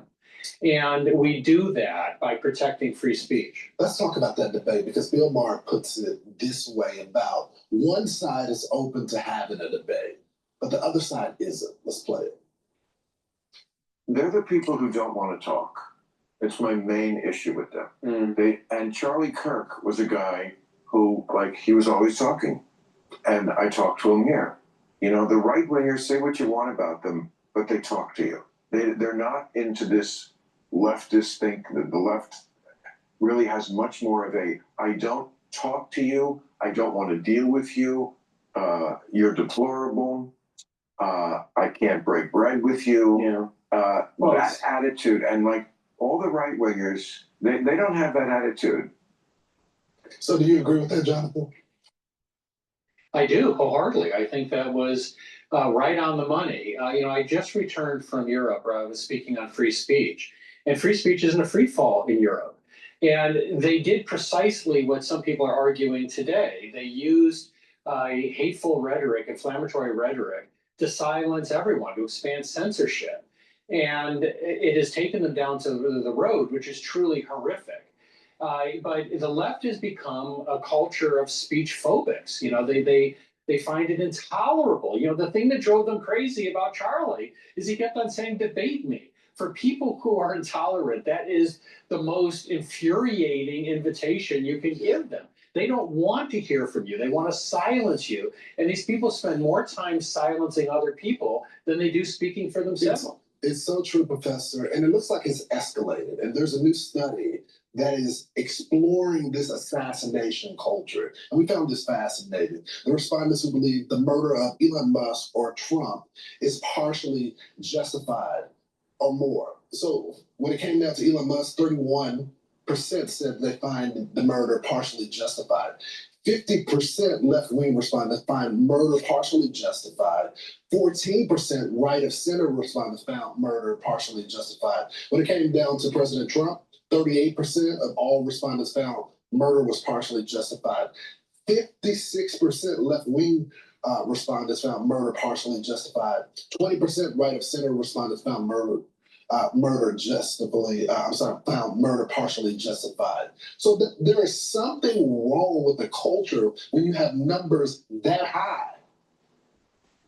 That's right. I mean, Lawrence, my book, The Indispensable Right, it's about rage. And I talk about how rage is this strange thing. It gives a license to people to say and do things they wouldn't otherwise say or do. And what they won't admit is that they like it. It's contagious. Wow. And they need it. And it gives them these excuses to decouple themselves from every form of human decency. That's what we saw in the assassination of Charlie Kirk. It's incredible. I hope we dive into these numbers more and more and get to the bottom of this. Professor, thank you so much. Thank you, Lawrence. I'm Steve Ducey. I'm Brighteon Channel. And I'm Ainsley Earhart. And click here to subscribe to the Fox News YouTube page to catch our hottest interviews and most compelling analysis.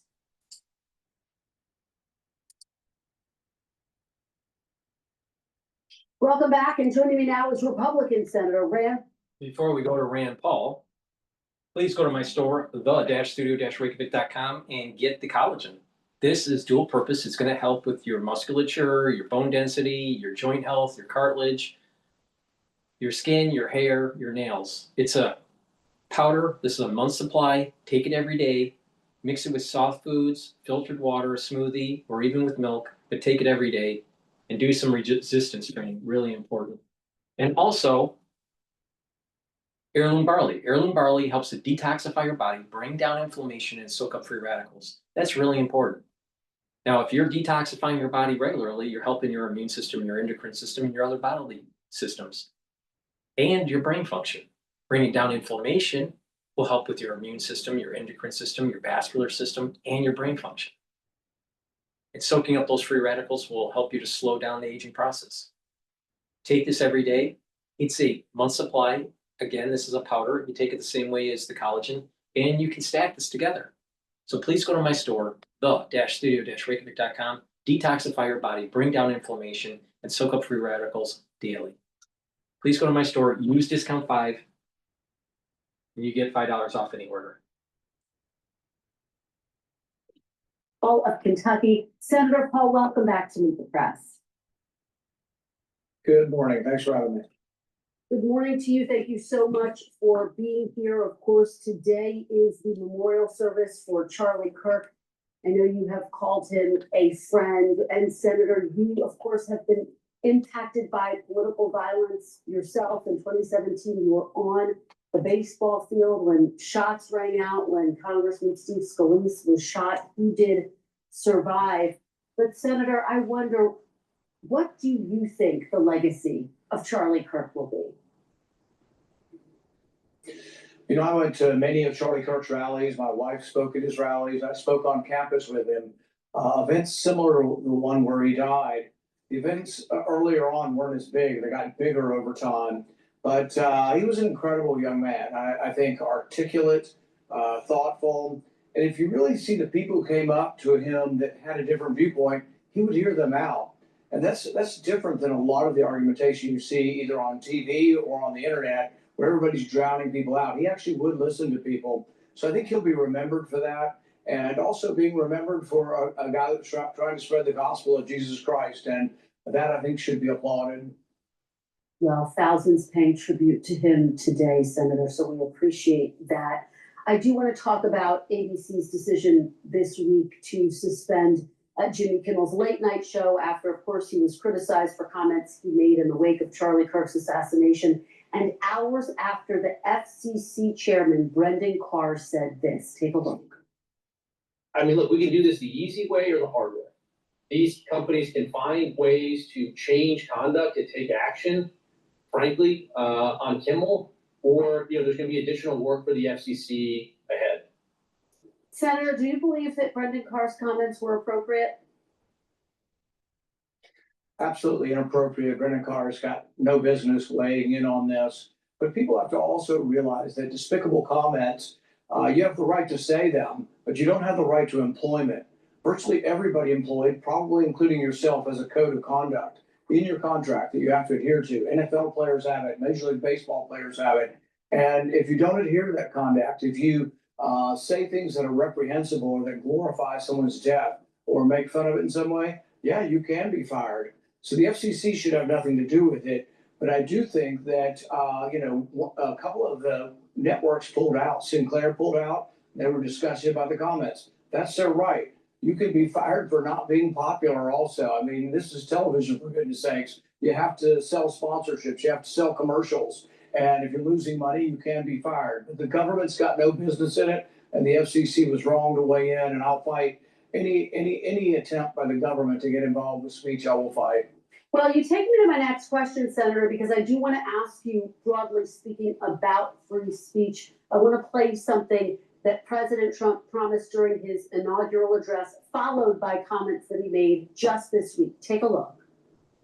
I will also sign an executive order to immediately stop all government censorship and bring back free speech to America.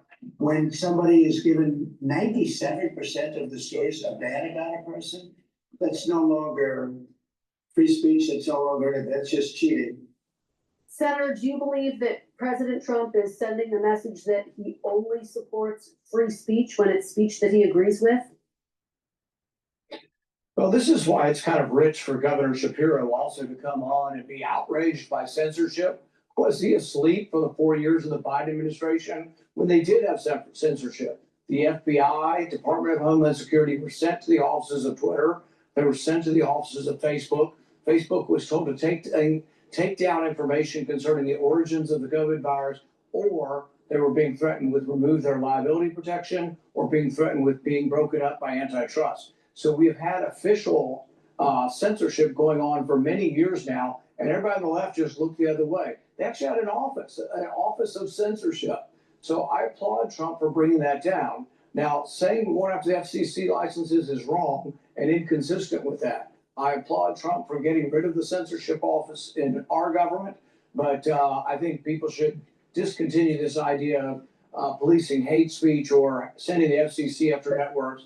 I'm absolutely opposed to that. But Senator, just to be very clear, I mean, President Trump said that he vowed to, quote, stop all government censorship and bring back free speech to America. I hear what you're saying, but just to focus on what you are seeing right now from the president himself, do you think he's doing that? Is he protecting free speech? Well, actually, it has occurred all throughout government. The Department of Homeland Security is no longer sending officers to Twitter to talk to them about taking. But what about what President Trump is saying? The FBI is well, I can't control everything the president says, and I don't think that having the FCC weigh in on licenses is right. I will fight that. But I can tell you that throughout government, the censorship apparatus that Biden had put in place is gone. I actually have a bill to try to do that through legislation, but I can tell you throughout the Trump administration, they have stopped doing it. And it doesn't always match the words you're hearing now. I think people are raw, they're unhappy, they're angry. We're mourning the loss of Charlie Kirk. And we find it despicable what these people are saying. So some people think, well, let's resort to government. I'm not one of those people, but I also do think there are other ways that people can be let go. And Kimmel could be let go simply because of his contract, not making enough money or saying something that defies the code of conduct. So there's a lot of reasons he could be let go. It would have been much better if the FCC would have stayed out of it. All right, Senator, a couple more questions to get to with you here. I want to ask you about something that occurred on Saturday. President Trump publicly pushed his Attorney General Mamdani to prosecute his political opponents. Let me read a couple of the people he mentioned. Former FBI Director James Comey, Democratic Senator Adam Schiff of California, New York Attorney General Letitia James. He wrote this on social media, quote, "We can't delay any longer. It's killing our reputation and credibility. They impeached me twice and indicted me 5 times over nothing. Justice must be served now." Do you believe it's appropriate for the president to direct the Attorney General to go after his political opponents, Senator? I think lawfare in all forums is bad. What they did to Donald Trump by changing the statute of limitations, changing the law, adding up a bunch of misdemeanors, adding up a bunch of records violations and making them into felonies, approving hundreds of millions of dollars in fines when there was no agreed party, none of the banks complained. That was lawfare. But it's also wrong if Republicans do it too. We need to get politics out of the judicial system as much as we can, but we can't do it without acknowledging that the king of lawfare was Biden. And so, yeah, it's wrong if we do it, but it certainly was wrong when Biden and the Democrats were doing it throughout the country. But Senator, if it was wrong then, you're making the argument it was wrong then. Is it wrong now? I mean, do you explicitly disagree with President Trump's post? I just said lawfare of all sorts is wrong, Republican or Democrat. It's wrong now, but you have to put it into context also and acknowledge that the king of all lawfare was Biden and the Democrats for 4 years. What they did to Donald Trump was an abomination. But yes, it is not right for the Trump administration to do the same thing. Okay, and I think there would be a debate over that characterization, but I do want to move on because we're running out of time. I have to ask about the big topic that is consuming Capitol Hill right now. Of course, it's the possibility of a government shutdown. You were one of 2 Republicans who voted with Democrats opposing the government funding bill, Senator. Do you think the government is headed towards a shutdown? I hope not, and I think it's disruptive to close the government down. The Republican plan would add $2 trillion to the deficit. The Democrat plan was going to add $3 trillion to the deficit. So this is my point. Both parties are terrible at addressing our deficit. We have a $37 trillion debt, $1 trillion in interest, and it's because both parties are terrible. So I'm not going to vote for the Republican plan or the Democrat plan. I think eventually they come together, but typically the compromise is to make things worse. The compromise through the years is the right gets more military spending, the left gets more welfare spending, and the deficit continues to explode. Our debt has been downgraded. Our AAA rating's been taken away. There is unrest. And I do believe that we face serious problems as a country if we don't do something so simple as just start spending what comes in, balance our budget. All right, Senator Rand Paul, thank you so much for your perspective and joining us this morning. We really appreciate it. We thank you for watching, and remember, stay updated on breaking news and top stories on the NBC News app. We're going to go to MSNBC about Mamdani. Please go to my store, the-studio-reykjavik.com, and get the omega-3. This will help with your cardiovascular health. It'll bring down systemic inflammation, help to prevent over stickiness of the red blood cells, and help to bring down LDL levels and increase your HDL levels. This is really important to take every day to help with your cardiovascular health. But also, it's very important to take during the fall and the winter. You don't want to overclot. Stack it with nattokinase, right? Resveratrol, super important. Helps with youthful gene expression, helps to get rid of cells that are in senescence, helps to improve the health of the mitochondria, soaks up free radicals, improves your energy levels, and gives you more vitality. Stacks well with C60, ubiquinol, NAD+, clarity factor. Please go to my store, the-studio-reykjavik.com, and get the resveratrol. I've been taking resveratrol for decades. Again, to get the max benefits of it, stack it with the supplements that I just mentioned. So a powerful stack for youthful gene expression and to help with your cardiovascular health. Take the resveratrol and the omega-3. Please go to my store, use discount 5, you get $5 off.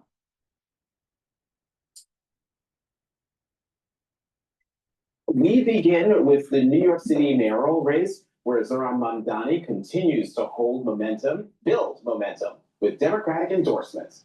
This week, he picked up support from the chair of the Congressional Black Caucus, New York Congresswoman Yvette Clarke, New York State Assembly Speaker Carl Hastie, and Governor Kathy Hochul.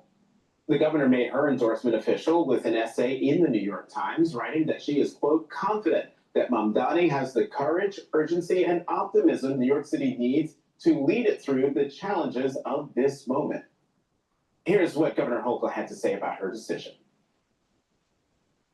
Yesterday, I endorsed Mamdani. I've made it very clear that we have differences, but I also believe that he brings a sense of optimism and the can-do spirit, a positivity that I believe our city needs at this time. I do not agree with many of his views, but running a state government or a city government is very different. It's about making sure that the garbage gets picked up, the streets are safe. There are still some key holdouts who have yet to offer their endorsements, including House Minority Leader Congressman Hakeem Jeffries and Senate Minority Leader Senator Chuck Schumer.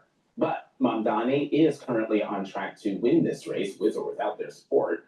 In recent polling by Marist in a crowded field, Mamdani leads former Governor Andrew Cuomo by more than 20 points. And in a head-to-head matchup, he's still up by double digits. But the race is far from over. Joining us now is the New York City mayoral candidate, New York State Assemblyman Zoran Mamdani. Mr. Mamdani, thank you for coming to the weekend. Oh, thank you so much for having me. It's a pleasure. Okay, Assemblyman. So it is my understanding you're heading to a black church today. I believe that is this will be your 12th visit to a black church, and I bring this up because in the Democratic primary, you won only 8 of the city's 33 majority black neighborhoods in June. Former Governor Cuomo came out on top in 25 of them. And I'm just wondering, can you possibly win the mayor's race outright without gaining the trust of those black voters who cast a ballot in the primary for Governor Cuomo? You know, I'm glad that we won't have to tackle that hypothetical because of the fact that we are leading with black voters right now across New York City. And it's a lead that I've seen when I speak, especially to elder black voters who come up to me and tell me that it was their children, it was their niece, it was their nephew, it was their grandkids that told them about this campaign. And it's a campaign to make this the most expensive city in the United States of America, one that's actually affordable for each and every New Yorker.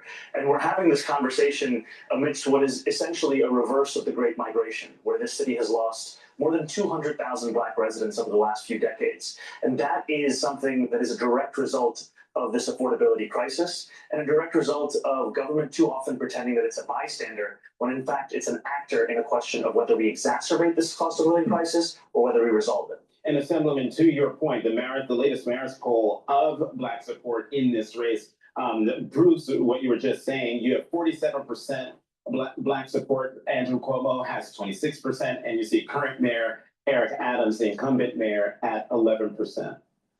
Assemblyman, you have. Oh, go ahead. No, please. I was going to say yes. All right. The whole thing is correct. You have over years, as a lot of people do, and especially when they start running for higher office. There are things that you said in 2020, defund the police, and decisions like that you said you wouldn't do. And so I guess what I'm curious about is what, other than the 3 things that you always talk about during that primary, when it comes to the kinds of things that folks think of you for, right? President Trump has called you a communist, you're a Democratic socialist, those are different ideologies, to be clear. What are the policy prescriptions at the top of this other than housing affordability?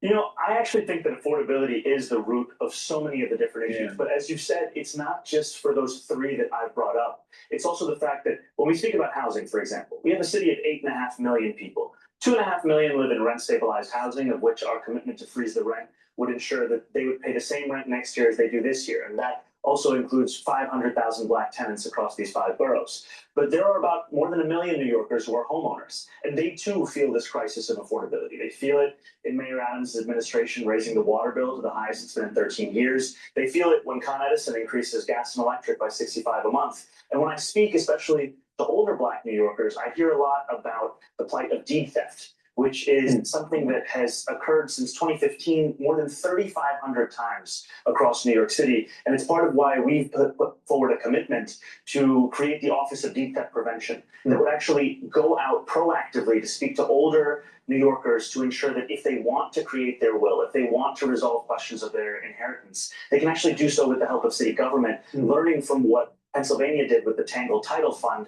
as opposed to leaving them prone to be exploited by someone who knocks on that door, says they want to help, and in the end is looking to steal that property from them. Assemblyman, you know what the things that people know you for, like the free buses and the free grocery stores. Can you point to a place that is like the United States? Like those are things that we haven't really tried here. Can you point to a place outside the United States that has worked, that is a country similar to the United States? You know, I just first want to correct you in that it's not free groceries, it's cheaper groceries. Cheaper groceries. And they would be 5 of them, 1 of them in each borough. Right. But free buses and this program of a municipal-owned grocery store of 5 across the city of New York, these are rooted, first I would say, in examples across the country. But if we think about free public transit, you know, we have seen it take place both at city levels in Europe as well as countrywide levels. And even there was an article in the New York Times about what it meant for older South Koreans to have the ability to ride their subway and the exploration that it gave them of the place that they called home.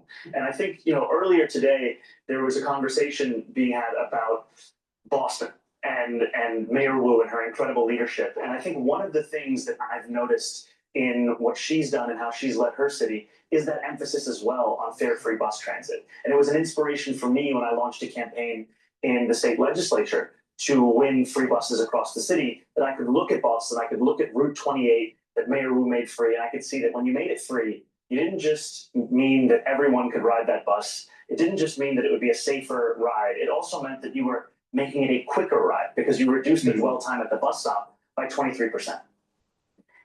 Assemblyman, thanks for joining us. You have encouraged people to come out and vote for you, vote against 2 people who you have called corrupt in different ways. But in 2024, you endorsed the Leave It Blank campaign. You told everyone to stay home and not to turn out against someone who was at the time facing 88 criminal offenses across 4 criminal cases. Do you regret encouraging people to stay home during that election? And do you think that Trump has served Gaza well? I want to be very clear. I never encouraged anyone to stay home. I encouraged them to take part in the Democratic primary process, a process within our own party, to voice a displeasure with our party's continued support of a genocide. And I think that the critically important thing here is that our party reconnect with the values and the morals of the people that are actually the basis of the power of our party, which are rank and file Democrats. And what I've found across the city is a deep despair about the ways in which this current administration has not only exploited the pain of so many across this country, but has also run on a message of peace only to exacerbate those same issues that we've seen, whether we're speaking about Gaza or across the world. Assemblyman, as you may or may not know, I worked on Mayor Bloomberg's first campaign for mayor. So I'm just wondering, you are running to be mayor of New York City. So who do you look to among the previous mayors as someone you would most try to emulate? Is it Mayor Dinkins, the Democratic mayor, Mayor Giuliani, the Republican mayor? Stop. Mayor Giuliani, Mayor Bloomberg, who ran as a Republican the first term, ran as a Republican in re-election, and then ran as an independent in the third term, or Mayor de Blasio? I would take something from each of these administrations, and I'll just go through them. Mayor Dinkins was the mayor who spoke about the gorgeous mosaic of New York City. He was the first democratic socialist mayor that we'd seen in generations. And Mayor Mamdani, for all of my disagreements with him, was also a person who brought about free public transit through the Staten Island Ferry. And I think that's also a history that our push for free bus transit is a part of. Mayor Bloomberg was someone who brought 850 acres of new green space across New York City and a style of management and service delivery that I think we would do well to emulate. And Mayor de Blasio was the man who delivered universal pre-K and took what was otherwise tens of thousands of dollars on an annual basis off the backs of working parents. And I think for too long, we have sought to portray any politics that came before us in the mayoral administrations on the basis of who led it or how you feel about them, as opposed to an assessment of merit. And that, for me, that assessment of merit, that assessment of excellence, that's at the heart of how I view the importance of government and who I will surround myself with when we lead City Hall. It will be those that everyone can look at and say, this is a track record of delivery. These are the people who will deliver this affordability agenda. Right, the history lesson on the New York mayors there. Before we let you go, the World Cup will be in your area if you are mayor next year. I want to pull up the story from the New York Times from June 8th. The real important question here is there are folks that are concerned, very concerned about what kind of ice raids could happen ahead of the World Cup. So if you're mayor, what do you do to protect and defend, I guess, the immigrants who are going to be here, not just that are already here, folks that are going to be coming in from all over to the New York, New Jersey area from those potential ice raids? I think it's as you said, the World Cup is this incredible opportunity to reintroduce ourselves, not just to the world, but also to this city that we call home. And I'm proud that I would be the first immigrant mayor of this city in generations, representing a city where 40% of its residents were born outside of the country.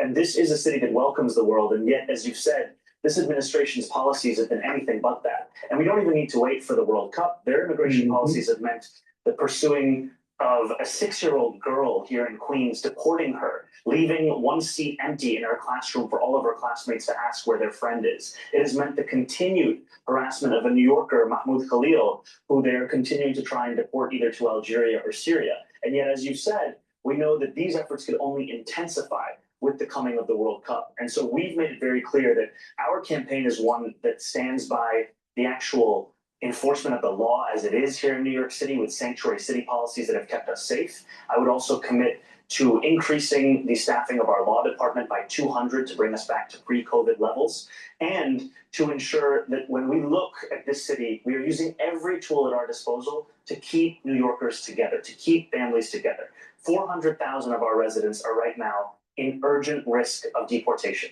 The city knows that when it provides legal assistance to those same New Yorkers, their chances of going home increase 11-fold. And yet it has only assisted fewer than 200 of those New Yorkers. That's why also a cornerstone of our campaign is a commitment to increase funding for those very legal defense services by more than $100 million so that we can ensure we're taking every step we can to keep New Yorkers safe, to keep New Yorkers together, and to show the world that they are welcome in this city.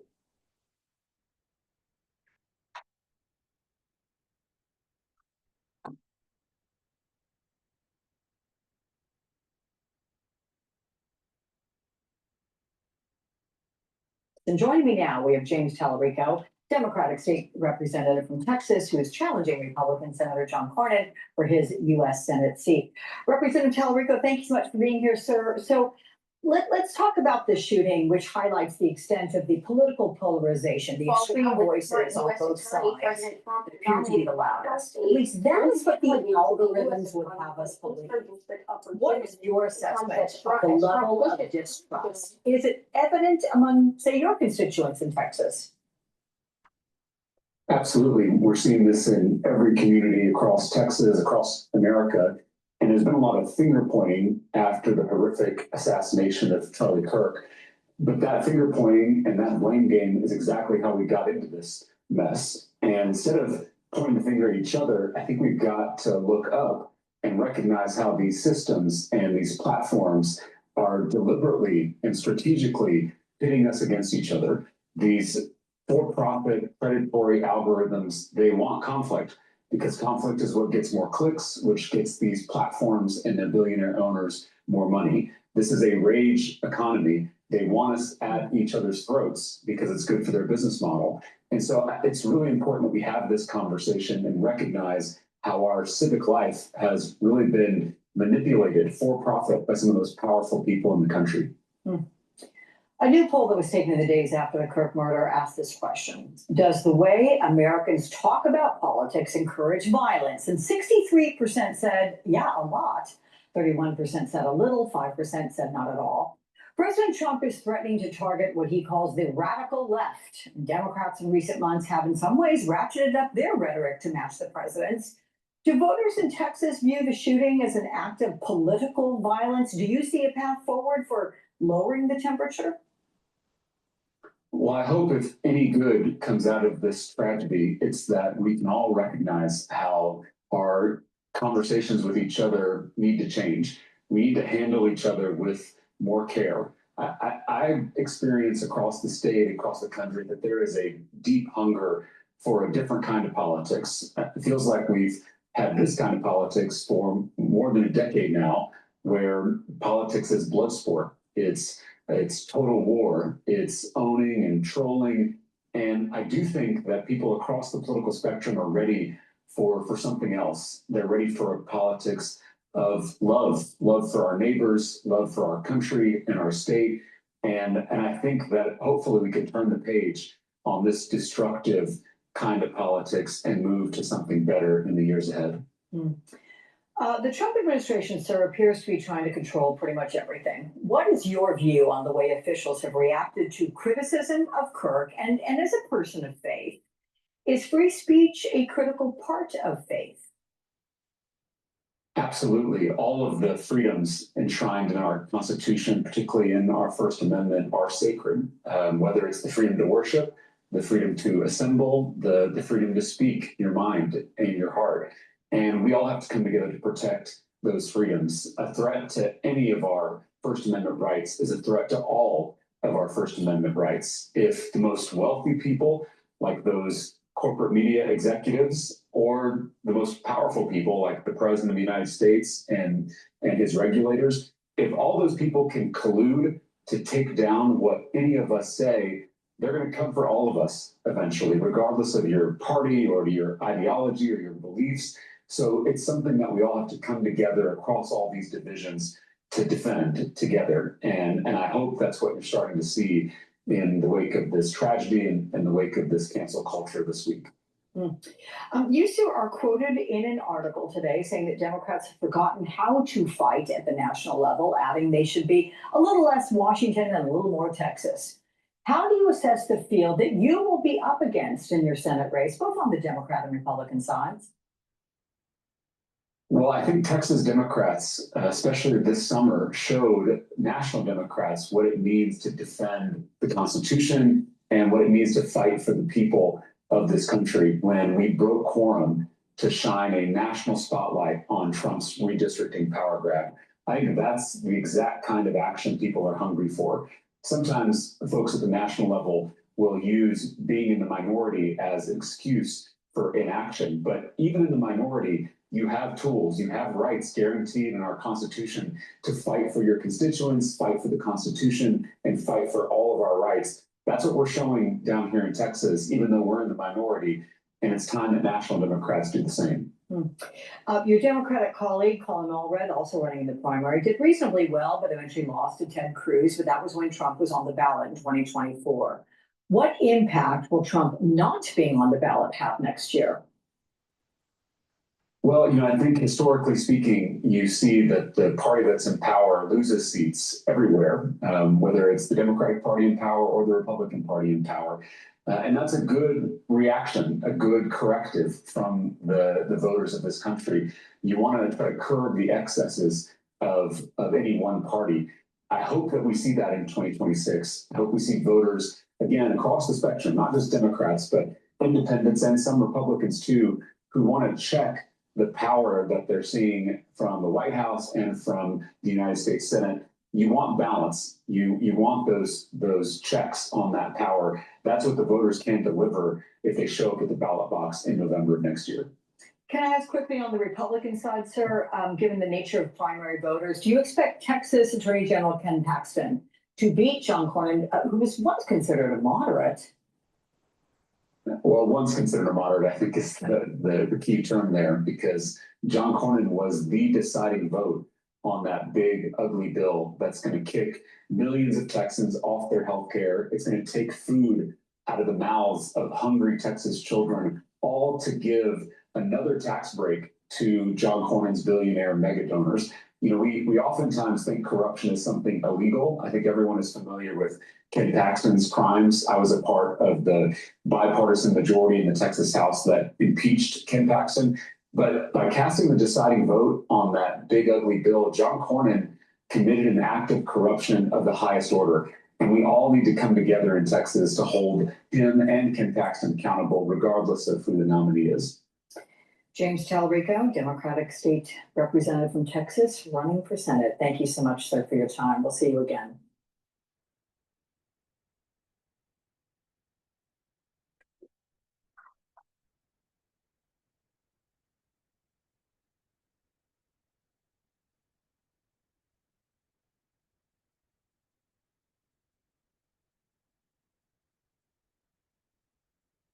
All right, joining us now. Please go to my store, the-studio-reykjavik.com, and get the lignans, the turmeric, and the ashwagandha as a stack to help with your cardiovascular health and your immune system. Very important for the fall and the winter, but also to slow down the aging process. Ashwagandha root helps to control your cortisol levels and your blood glucose levels. Turmeric soaks up free radicals and brings down pro-inflammatory cytokines. Lignans helps your immune system and your endocrine system, brings down inflammation. So please go to my store, the-studio-reykjavik.com, and get the lignans, the turmeric, and the ashwagandha. Slow down that aging process, boost up that immune system. You're going to need this for the fall and the winter. Trust me. But if you don't want to pay attention, it's your own damn fault. Syndicated columnist, Fox News contributor, and Rich Lowry, editor-in-chief of National Review. Welcome to both of you. Rich, I loved your column in the New York Post. I mean, basically, Charlie Kirk was doing for colleges and universities what they couldn't do for themselves. Free and open speech and dialogue. Yeah, absolutely. So there's this whole ideological and administrative architecture that was created to keep conservatives out of colleges. I mean, they were literally basically banned from faculties, and the cancellations and disinvitations and riots and all of it. And Charlie overcame that. And one reason this is such a shattering event for conservative young people, he overcame that. And then you had the most illiberal means possible used to silence them with a bullet. I couldn't agree more. And, you know, Liz, we've talked about this throughout the show. 37,000 new applications to start Turning Point chapters, which is remarkable.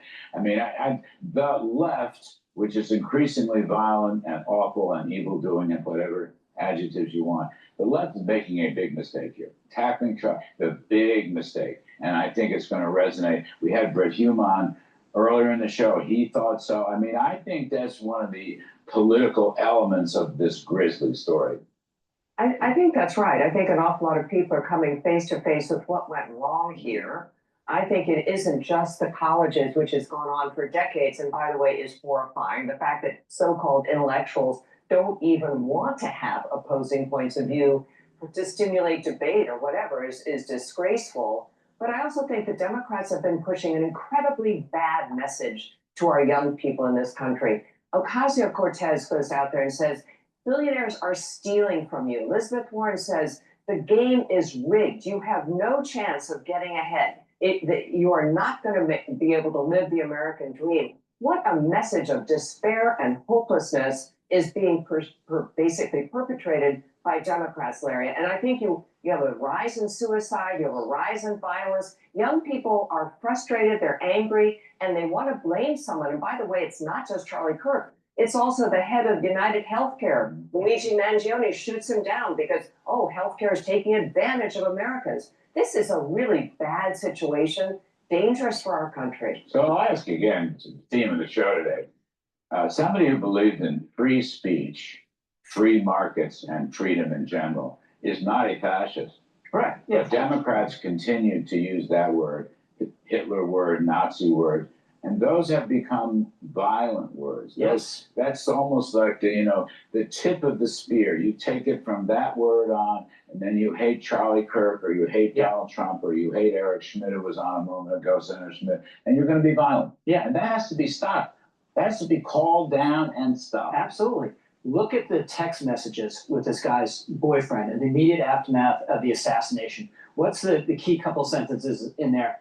I couldn't take the hate. Some hate can't be negotiated. So Charlie Kirk, who shows up at college campuses wearing a t-shirt, sitting in a chair, just letting any kid come up within feet of him and ask a question, treats him respectfully, and argue with them. He's the hater. He's the hater who says, boy meets girl, they should get married and have kids, and they'll be happier with that than any other lifestyle, which all the data confirms. He's the hater. And then you have this guy with a transgender roommate shooting down a father with 2 kids. You had the aberrant killing the normal. No, it's a tragedy. But Liz, of course, I pray it will never be repeated here in New York. But we have our own little socialist communist Mamdani. New poll out today, still got a 15 or 20 point lead over everything. What's up with that? Well, I think, again, I go back to the idea that young people have been told that the world is unfair, and the people in charge are making it unfair purposely. They are robbing you. And by the way, the biggest, if you look at polling of what do these people particularly upset about, it's housing. And I get it. Housing is extremely expensive. There's no question, particularly in New York, which is where this guy is running for mayor. It is extremely hard to live on any kind of normal budget.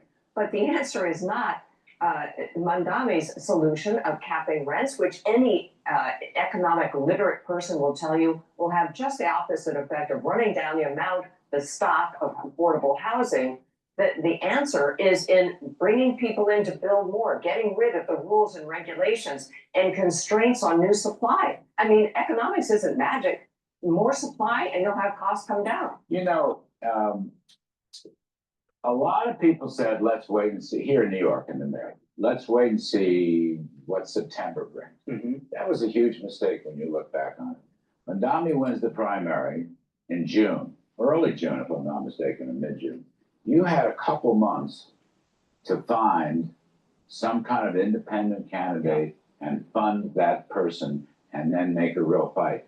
By the time you got to Labor Day and beyond this, and we're in the middle of September now, it was too late. He was out working the neighborhoods all summer long, building up his polling and his support. I mean, it was a huge mistake waiting until September. Yeah, and consistent of all this polling, it's not just the 15 to 21% lead, whatever it is.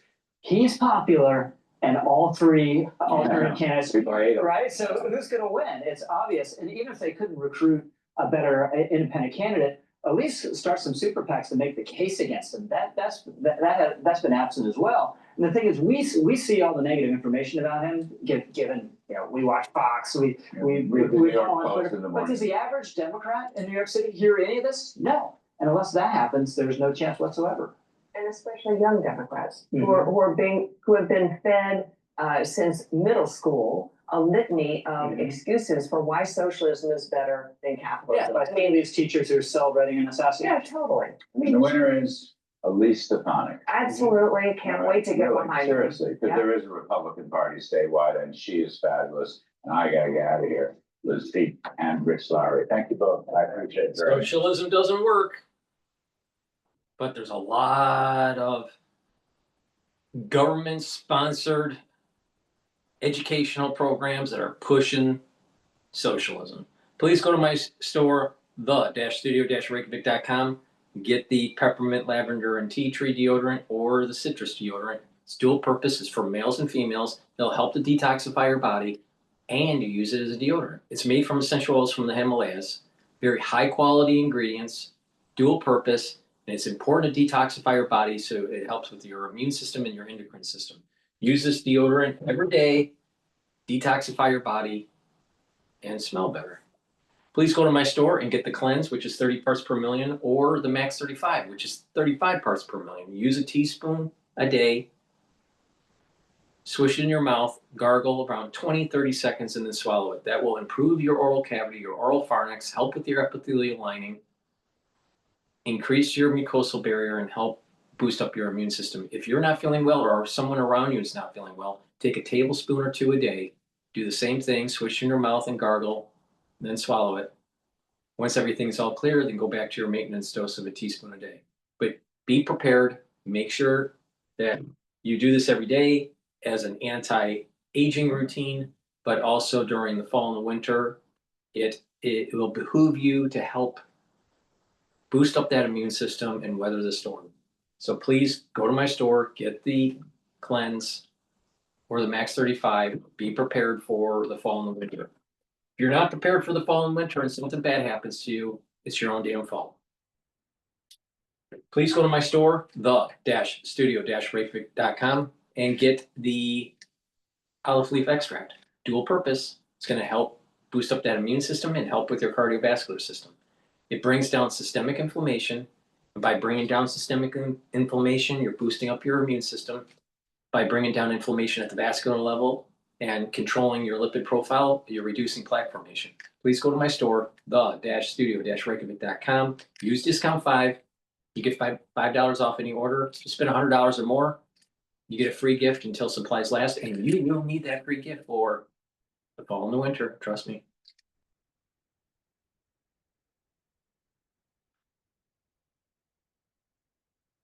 All right, let's listen into test scores. Math and reading scores have dropped to their lowest levels in more than 2 decades among high school seniors. William Brangham reports on new test scores that have many educators and other experts concerned. That's right, Amna. These scores come from the latest so-called Nations Report Card, which is put out by the National Assessment of Educational Progress. And it shows that student achievement has continued to decline significantly since the pandemic. Among high school seniors, the average reading score last year was the lowest since the assessment began in 1992. What's worse, nearly a third of seniors did not have the basic reading skills needed to find the details in a given text to understand its meaning. Average math scores. I'll tell you the reason why. It's a multitude of reasons. Bombarded by chemicals, bombarded by hate in social media. In social media with the doom scrolling, the attention span has gone down. Inactivity outside with sports. Many of the youth is confined indoors playing video games. So you're getting poor blood flow. The food that they're eating is high fructose. Many of them are diabetic or pre-diabetic. Some kids even have early onset of heart disease. So it's the environment. It's the social media, the over-reliance on screens. Then you add in AI doing their homework. And then a lack of God, country, and family, where there's not really a worth ethic that is instilled in these students. Then you add in the stupid social wokeism that's promoted at the schools. And then you also have the after effect of the COVID era, where students are behind in many subjects like reading and math. It's a multitude of things. But even if you take out the COVID era, this has been declining for a while. But again, the Department of Education, brought in by Carter, by Democrats, by liberals, have destroyed America's educational prowess. Now, you have a smaller percentage of people out there in the United States that are doing very well. But the bulk of education is failing students, failing them. Now, if you are a top producer or performer in academia, you'll be able to take advantage of these people easily. Easily, you'll be able to take advantage of them. And they did it to themselves. They don't want to pull up their pants, brush their teeth, make their bed, and actually study. They'd rather pretend that they're P. Diddy or be some sort of college football hero but they made their choices. But there's definitely a problem that's happening in education. Now, what should we do about it? Should we just let them fall? Well, we can't let them just fall apart because they actually have to be productive citizens to have a productive economy. So unfortunately, we're going to have to fix the problem. The only way to fix the problem is to make sure you get stupid liberals out of the education system.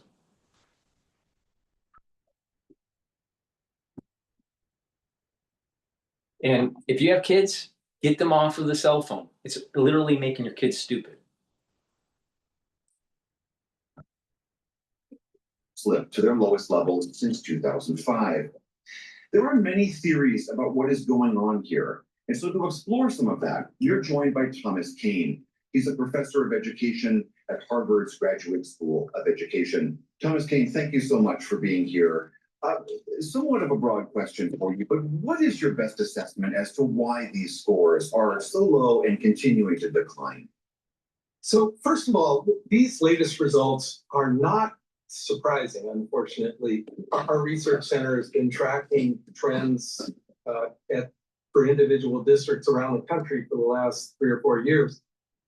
What is new is the degree to which these losses are concentrated among the lower achieving students. So the 10th percentile student in the US has lost about 2 grade equivalents since 2015. That's a large loss. And it'll be equivalent to about 5% of lifetime earnings. So this would have impacts on future income inequality if we don't reverse it. So can you run us through what the sort of principal theories are as to why we are in the state we're in? There are 3 hypotheses to explain what's been happening.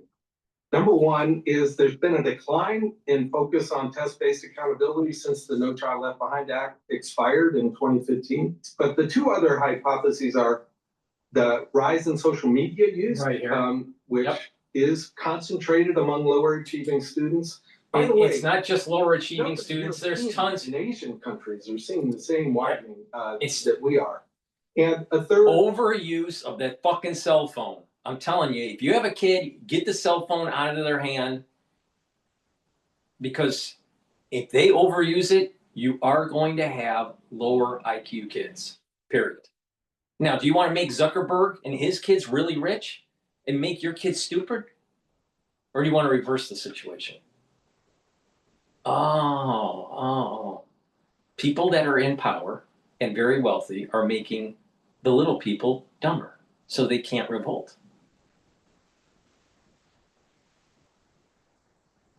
Get your kids off the cell phone. A possibility is the rise in student absenteeism, which spiked during the pandemic but remains high. I want to pick apart a couple of those. One of them in particular, we spoke earlier with a woman named Adiola Whitney. She's the CEO of a group called Reading Partners. And as the name suggests, she points to that being a very critical skill that's at issue here. Let's hear what she had to say. There's research that shows that in order for kids to be better at reading, they have to practice reading. They need to read more often. But when we look at early grades, like K through 2, if a child is already struggling to read, reading more if they're not able to read is a challenge in and of itself. So is there someone at home who can read to them to help build the vocabulary and their comprehension skills? Do you agree with that assessment that one, reading is so critical to a student's attainment educationally, but also then how do we address that gap? So get them to read more. Actually, reading and math has long-term consequences for students' earnings and educational attainment and so forth. And I also agree that early grade reading is critical. But what we're seeing in these numbers is that the problem extends well beyond early grades, that there's been a large decline in 8th grade and in 12th grade reading achievement as well. And so while we work on K to 2, we need approaches to helping the students who are already past grade 2 to recover. If we don't, they will suffer in the long run. You mentioned this issue of accountability and testing. And there are many educators and experts in the field who believe that that whole era of testing was a failure in and of itself, that it didn't really help students and that it was a diversion from other issues. But you believe that a better testing regimen would help? So I think actually that's misreading the facts of what's happened over the last 30 years. Most people don't realize that between 1990 and 2015, there were substantial improvements in math and reading achievement.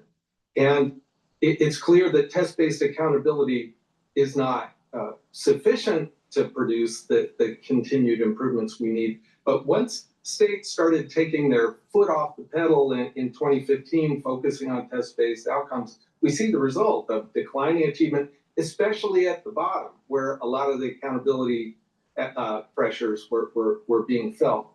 But I think recovering from this is not just about the old debate about test-based accountability. It's about finding effective ways to lower absenteeism.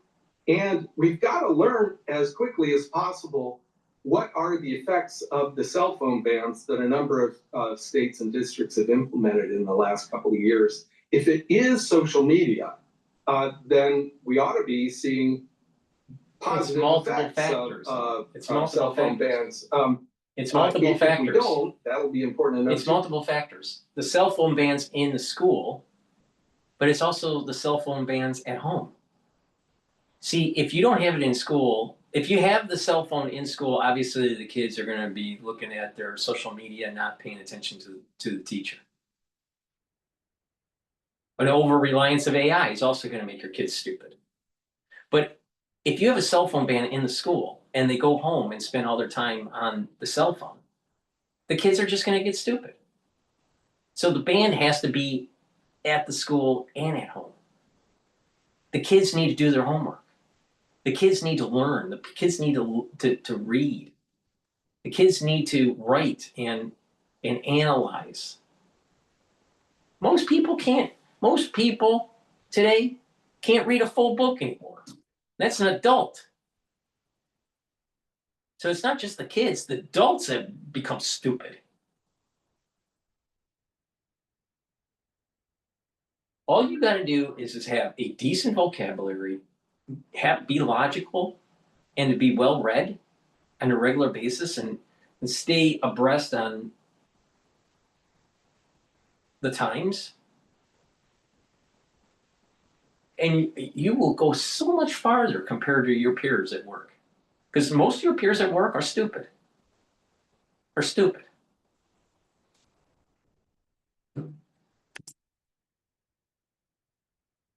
I think that the solution now is not just about test-based accountability. It's about states piloting ways to lower absenteeism, and as they've already done, piloting ways to lower social media use, and then us learning from those efforts what are the impact on student achievement so we can spread what works. It's 5 years down the road. Thomas Kane at Harvard's Graduate School of Education. Thank you so much for being here. Thanks, William. Please go to my store. Please go to my store, the-studio-reykjavik.com. Get the zeolite, detoxify your body. And when you detoxify your body, you have less endocrine disruption, you have less immune system disruption, and you'll think better. Ooh, amazing how that works. Please go to my store, the-studio-reykjavik.com. Get the zeolite. It's going to bind to heavy metals, toxins, and chemicals, allow you to urinate them out within 6 to 8 hours. Take it every day. Take 3 small drops. Drink it with filtered water. Make sure you look at your surroundings. Make sure you drink filtered water and stay away from processed foods, but also make sure the cleaning supplies around your house are in double layer containers. Please go to my store and get the nattokinase. Nattokinase is fibrinolytic. It'll help to break up clots, bring down LDL levels, and increase your HDL levels. This will help with your cardiovascular health. But nattokinase is going to be important for the fall and the winter. Something's coming, and you're most likely going to get it, and you better be prepared. Vitamin B complex, super important to take if you're 40 years of age or older. Vitamin B complex helps your mitochondria to build up more ATP. The first 4 B vitamins helps with the electron transport chain that makes ATP. And vitamin B complex revs up your metabolism and helps to protect your neurons. And guess what? You're going to need to protect your neurons because within 5 years, you're going to know a lot of people that have early onset of dementia. It's going to happen. Better be prepared.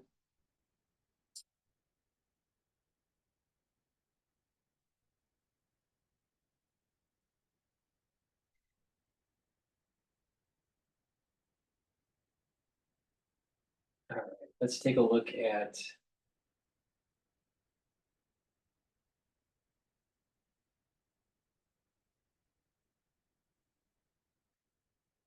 I'll tell you, this Velshi, I'll tell you, he once in a while he's just something else.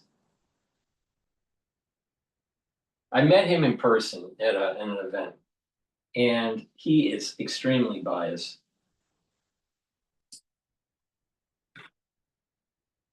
We had a different book club planned for today. It was produced, it was written, it was ready for air. But as the country teeters on the edge of immutable and dangerous change, change that could forever alter our freedom of speech, our freedom of expression, and certainly our freedom to read, the only thing I wanted to do was open my copy of 1984. So we're doing just that. Today's Velshi Band Book Club feature is once again George Orwell's 1984. Let's read some of it together. On page 33, quote, "It was quite simple. All that was needed was an unending series of victories over your own memory. Reality control, they called it. In newspeak, doublethink." On page 67 and 68, quote, "To keep them in control was not difficult. A few agents of the thought police moved always among them, spreading false rumors and marking down and eliminating the few individuals who were judged capable of becoming dangerous. But no attempt." Ooh, this sounds like the Biden administration. Hunting down conservatives. Ooh, this sounds like the mainstream media pulling down the Hunter laptop, or what was going on with the powder that was found in the White House, or what about brain dead Joe Biden's presidency and who was really running the show? No, this has to be all about Trump and nothing about Biden. See what I mean about how biased this guy is? Was made to indoctrinate them with the ideology of the party. All that was required of them was a primitive patriotism, which could be appealed to whenever it was necessary to make them accept longer working hours or shorter rations. Page 76, quote, "The party told you to reject the evidence of your eyes and your ears. It was their final, most essential command." Page 200, quote, "We know that no one ever seizes power with the intention of relinquishing it. Power is not a means, it is an end. One does not establish a dictatorship in order to safeguard a revolution. One makes the revolution in order to establish the dictatorship." On page 152, quote, "The best books are those that tell you what you know already." If you haven't opened your copy in a while, I'll remind you of the plot. 1984 is set in a dystopian near future where the world is dominated by 3 totalitarian states. One of them, Oceania, is ruled by an all-controlling leader called Big Brother. Big Brother maintains control in many ways: constant surveillance, murder, torture, a devoted cult of personality, thought police, and systematic control of media and historical records. Big Brother is infallible. Our protagonist is Winston Smith, a member of the outer party in Oceania and employed by the so-called Ministry of Truth. At the Ministry of Truth, Smith writes and rewrites and destroys historical records to confirm with Big Brother's constantly changed. Wasn't it that they tried to have a Ministry of Truth under the Biden administration? Remember that?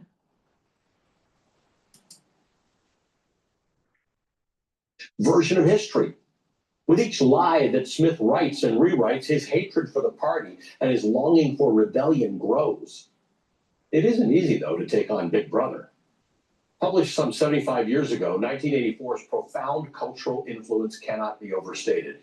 It isn't just that it's nearly impossible to discuss authoritarianism, surveillance, and the manipulation of truth without invoking the book's title or Orwell's name. It is that 1984 sits at the center of the dystopian literary canon. It is that 1984 is one of the first and most formative moments that American students are asked to consider government overreach. and the fragility and malleability of their own minds. It is that 1984 is a playbook. Uh-huh. And that's what was happening under Obama's administration and Biden's administration. Another book that you need to read is also Atlas Shrugged. When you understand the context of collectivism versus individualism, when you understand the context of a national security state and individual liberty,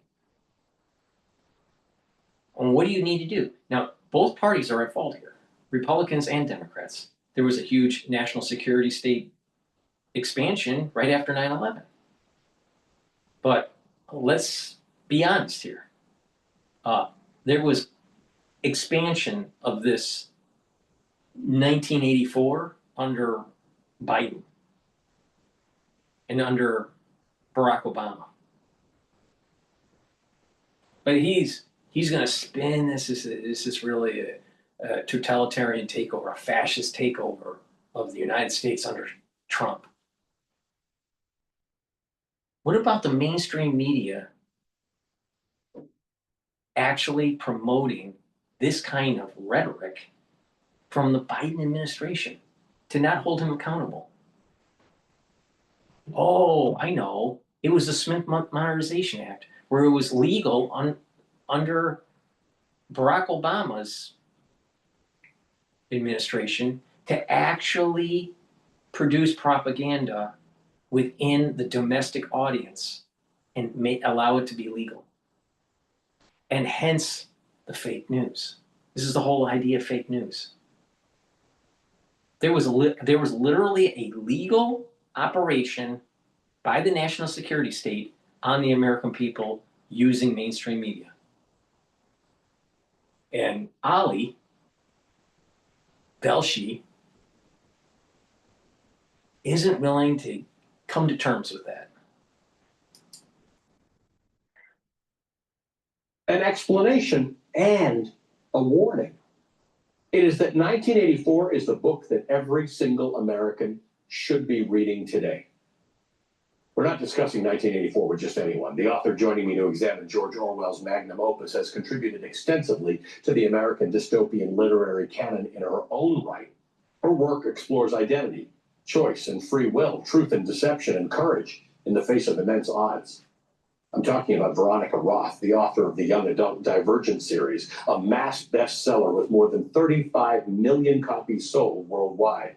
Poster Girl, a dystopian mystery, and many more. I'm pretty sure that why George Orwell's in 1984 Still Matters by Christopher Hitchens is the best critique of it. Please go to my store, the-studio-reykjavik.com, and get the Boomer Boost. So you have better brain function, so you don't turn into an Ali Velshi. And not just that, it will help with your cardiovascular health, help with your musculature, rev up your metabolism, and increase your energy levels. It's dual purpose. It has a very comprehensive compound profile shown on the screen. You can read the label on my website, the-studio-reykjavik.com. You will start to see the benefits of this within 72 hours. And by taking this over a longer period of time, you're going to actually slow down the aging process and increase your vitality.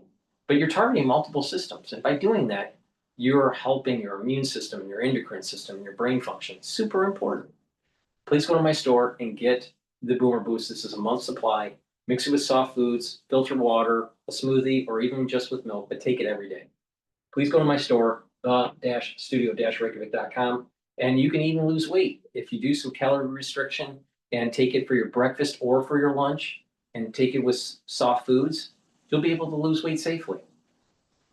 But if you're at your targeted weight, also take Boomer Boost and just maintain your calorie intake. And Gladiator Barley, you can stack it with the Boomer Boost or take it separately, but this will help you to build muscle, bring down inflammation, detoxify your body, and soak up free radicals through superoxide dismutase. Do resistance training, take the Gladiator Barley, and build muscle. This stacks well with the Boomer Boost and the Myotrol. Again, Myotrol helps with the gene expression to build muscle. Please go to my store, the-studio-reykjavik.com. Use discount 5, you get $5 off any order. If you spend $100 or more, you get a free gift until supplies last.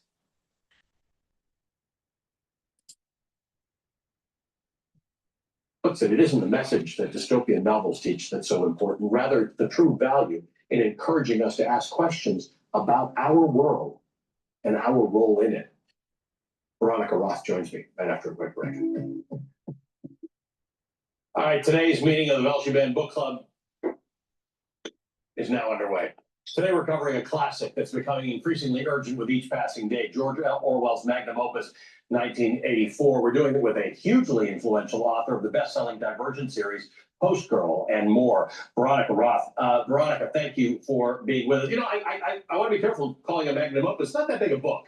And I've actually run into 3 people this week who told me they're rereading their version of 1984. So it's on everyone's mind at the moment. Obviously, it has been for some while, given things that are going on. But it has suddenly gelled that this book and others like it, like Brave New World, like Fahrenheit 451, are important for us to revisit now.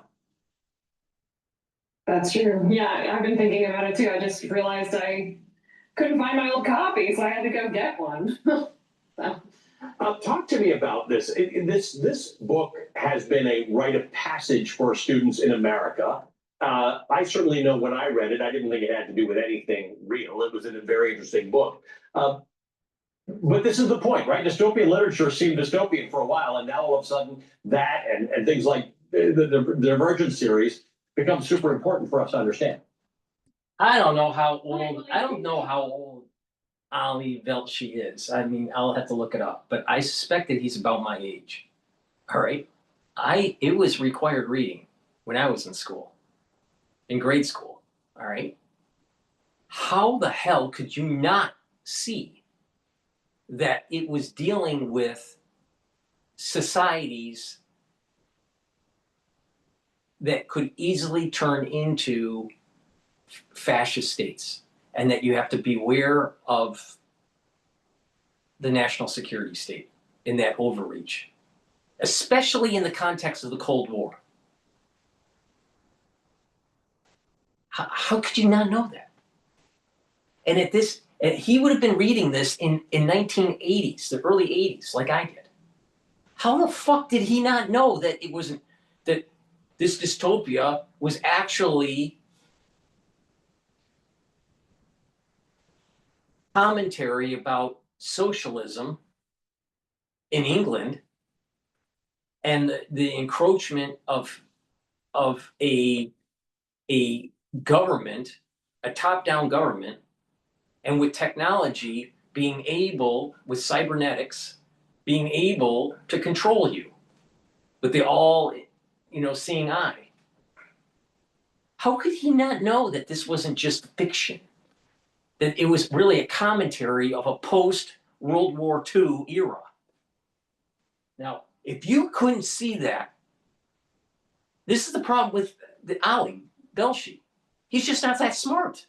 How could you not know that in grade school? And he even admits that he didn't understand it.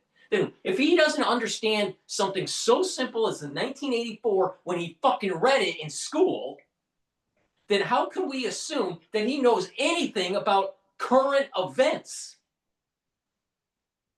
And this is the problem about the typical liberal journalist. They're stupid. This is the reason why he wasn't an engineer. This is the reason why he couldn't design cars. This is the reason why he didn't get into medical school or law school. He's a fucking dumbass.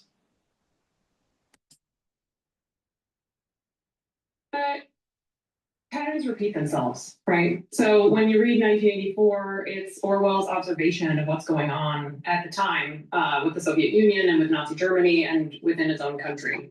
But because patterns repeat, see, it can see, now we have someone that has a little bit of brains, that actually writes, and she realized that, oh wait a minute, when you read it, See, we're all about the same age. Maybe I'm a little bit older than they are. All right? But we all read it in the 1980s.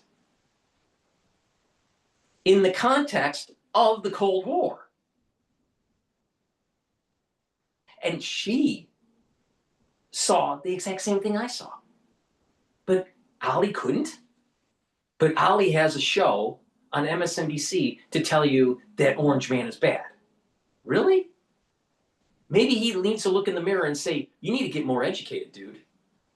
You need to really sit down and figure out about what is really going on with the Marxist takeover in the United States.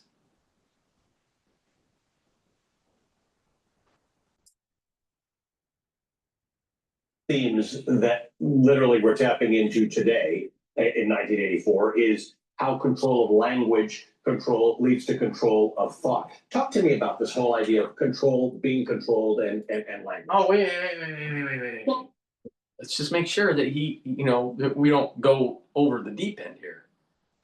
Who's controlling the language? The ultra liberals want to change the English language. Not just they want to change the English language. They want you to pick your pronouns. You can identify as anything you want. Muddy the waters where a chief justice can't even tell you what the difference between a male and a female is. Chief Justice Jackson? Chief Justice Jackson Brown, is it? I think so. I mean, come on. You're on the Supreme Court. You need to know this stuff. This is elementary school stuff. So pay attention.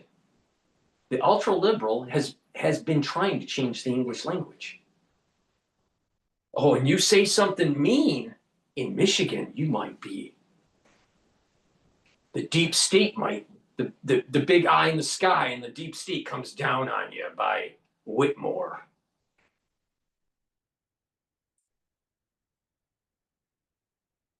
Kind of theory presented by the characters in 1984 is that if you restrict the ability for people to express complex thought, then you'll reduce their ability to have complex thought. And that's kind of the theory behind newspeak. And I don't know that, we see it exactly, like they're developing a new language in 1984 that they're trying to impose on their citizenry. But when you manipulate, the way that people can speak, you change a lot about how society works. What do we have to learn about being manipulated, right? There's a lesson here, and that is that these things happen. This whole idea that doesn't need to be truth police everywhere. They don't have to fix everything. They don't need to jail everybody. We're in a world in which you start to control people by doing little key meaningful things across the spectrum. Right, and in the book, a lot of that is done by manipulating the historical record. So if you take away our record of what's happened, people start to disbelieve their own account of what they remember, or they it happened before they were born, so they don't remember it at all, and they just have to trust the official record. So I think we're seeing some of that now, just the kind of elimination of important historical record. And there's also I found this great. No. They went to this, the Trump administration went to the Smithsonian and was basically saying, be less biased and more positive about the country. Not whitewashing history. He didn't burn the books, he didn't change the history. He just changed the museum. That's not what 1984 was. 1984 was there was getting rid of history, having it go down a memory hole. Now, how is that happening under Trump's administration when you compare it to the Biden administration? You had mainstream media censoring people, preventing people to actually say certain things during the crisis of 2020, telling people what they need to take or what they need to do to protect themselves. That happened under the Biden administration, not the Trump administration.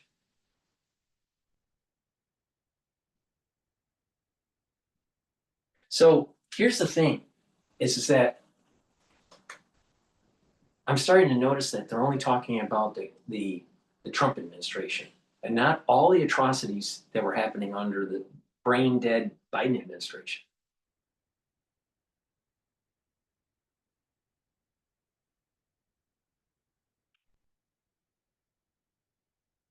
Is it the Republican Party changing the English language? Or is it the crazy ultra liberal? Who has the higher probability of pushing Marxism and a deeper national security state? The ultra lib professors that are at these elite colleges, or the conservatives? Be honest. It's ultra lib professors that are pushing it. See, this is what I keep on saying. When you listen to the ultra lib, they will eventually eat their tail when they're talking. And she is literally doing it for her. She's proving my point. Now let's continue. See, did Trump really change his, did he really just erase history? No. What he's doing is basically saying, you know what, we need to stop this oppressor and oppressed bullshit that's coming out of schools and stop at the pass the push for reparations.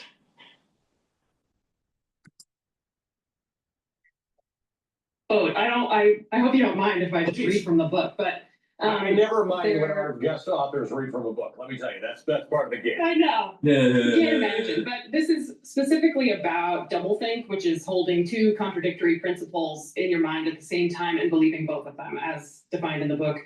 And this one is about black-white. Like so many newspeak words, this word has two mutually contradictory meanings. Applied to an opponent, it means the habit of impudently claiming that black is white in contradiction of the plain facts.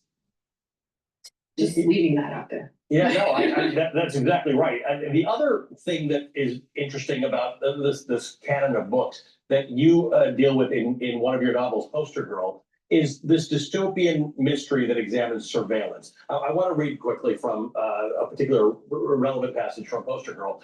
Just because you're not committing a crime now by going where you go, by seeing who you see, doesn't mean that another government, another set of people with another set of priorities won't come along and call you a criminal one day. The players change, the rules change. That's an inevitability. The most we can do is build a board that restricts what's possible. We can create limits to power. Understand? Wow, that seems like all she did was create a book that's her in her words of what 1984 was. When I was younger with Divergent, I thought that the dystopian system was determined by bad actors, right? Like you get the wrong person in power and then things get messed up. But as I've gotten older, I think a little bit more about how we build systems that restrict the ability of bad actors to exploit our citizenry. So how do we make as strong a system as possible that will kind of hold? Society has connections. Some have different types of clusters and connectors and hubs within a complex system. And there's an emergent behavior that naturally happens.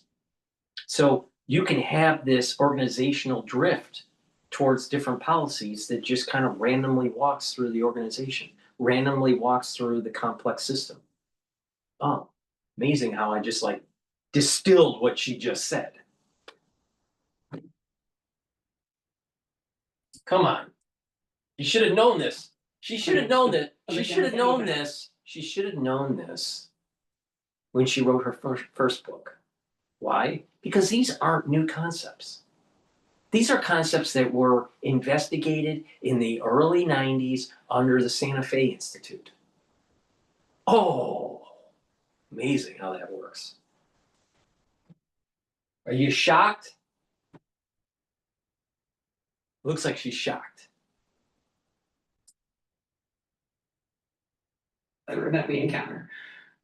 And I guess we all didn't think that we were responsible for building the system, but I think the moment we're in tells us that we are. Veronica, thank you. It is great to talk to you. I appreciate you being with us on the Belshie Band book club. Veronica Roth is the author of numerous best-selling books, including the Divergent book series, Poster Girl, and the brand new To Clutch a Razor. And that does it for me. Stay right where you are. Alex Witt Report starts after a quick Once again, Ollie doesn't really focus on the problem.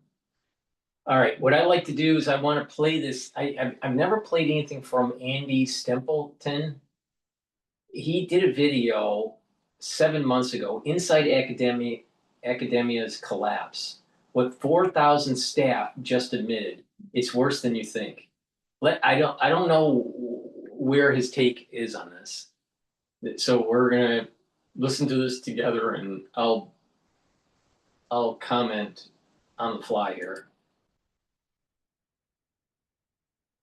And admin staff that have been asked very specific questions, and academia is beyond broken. And this week, the Chronicle of Higher Education released this, how higher education works, and look at the articles that are in this. This is incredible. What it's like to work, and then 16 bold ideas to make higher ed a better place. Higher education is exhausted, feeling unappreciated, you're not alone. Higher ed employees think their workplaces are respectful but toxic. All right. I don't know his I don't know his channel. This is the first time I've played any of his videos. I don't know anything about him.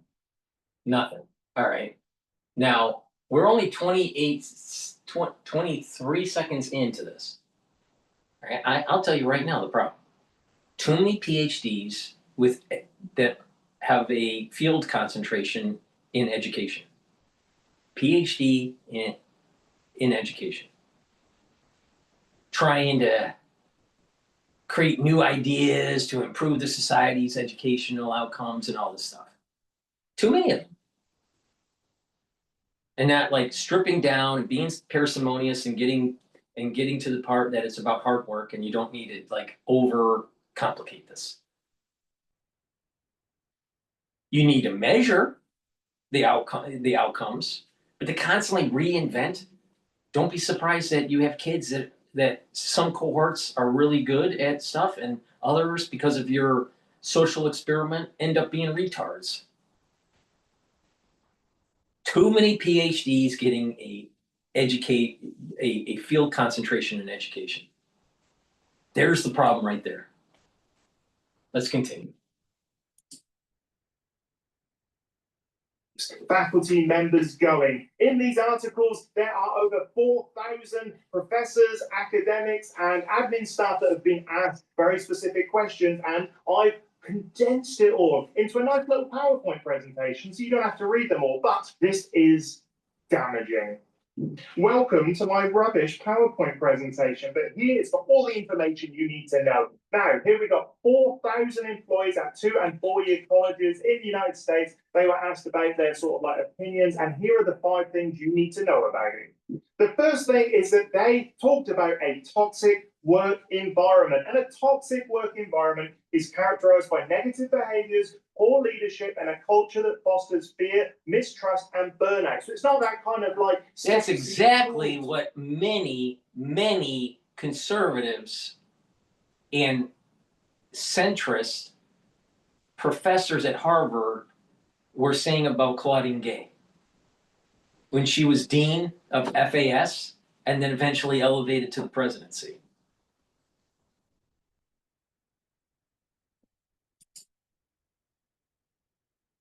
Toxicity, like Britney Spears made us believe exists. This is a toxic work environment. And if you think about academia, it is a zero-sum game. If you get funding for your project, someone else misses out.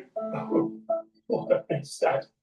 So that's why academia becomes an incredibly toxic work environment. You win, so others have to lose. Now, this is what the reports say. It says here that 2/3 of respondents say that they work significantly more or somewhat more than they did 5 years ago. That academic workloads are increasing. Instead of just saying, like, here's some support, here's some whatever, it's just sort of like turned up the toxicity. And then 32% say their workplace environment is either toxic or often dysfunctional. My time in academia supports that. It is dysfunctional. There are little kind of like castles built around each research group, and they're all protecting their research lab, their money, their students, their time, their influence, their time in the spotlight. They are all scrabbling for the like scraps that others kick off the table. If you are like one of the sort of like highlighted awesome professors, your life is really good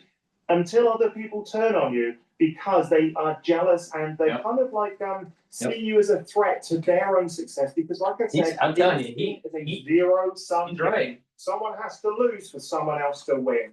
And then here, I really like we said, still a notable number, about a third, describe their workplaces as often dysfunctional or toxic. How do we resolve it? Well, this was someone, it's a director of the Polias Center of Higher Education. And you'll notice one thing about all of the quotes that are given. It's no early career researchers or academics. And that's because it is terrifying to speak your mind in academia to those higher up. Because if you're too much of a problem, they'll just get rid of you. You are on short-term contracts. And so all of these issues come from professors that have sort of like tenured positions rather than sort of like the early career researchers where a lot of this negativity and toxicity gets concentrated. So they are saying here, a lot of the toxic work environment issues don't get resolved because people are not trained in how to manage such difficult situations. This is like the English way of solving problems, which is just ignore them. That's what academia has been doing for years and years. They don't offer leadership courses to people who are actually leading people. Instead, they just go, oh, figure it out, you'll be fine. And it ends up with all this really sort of like horrible, narcissistic,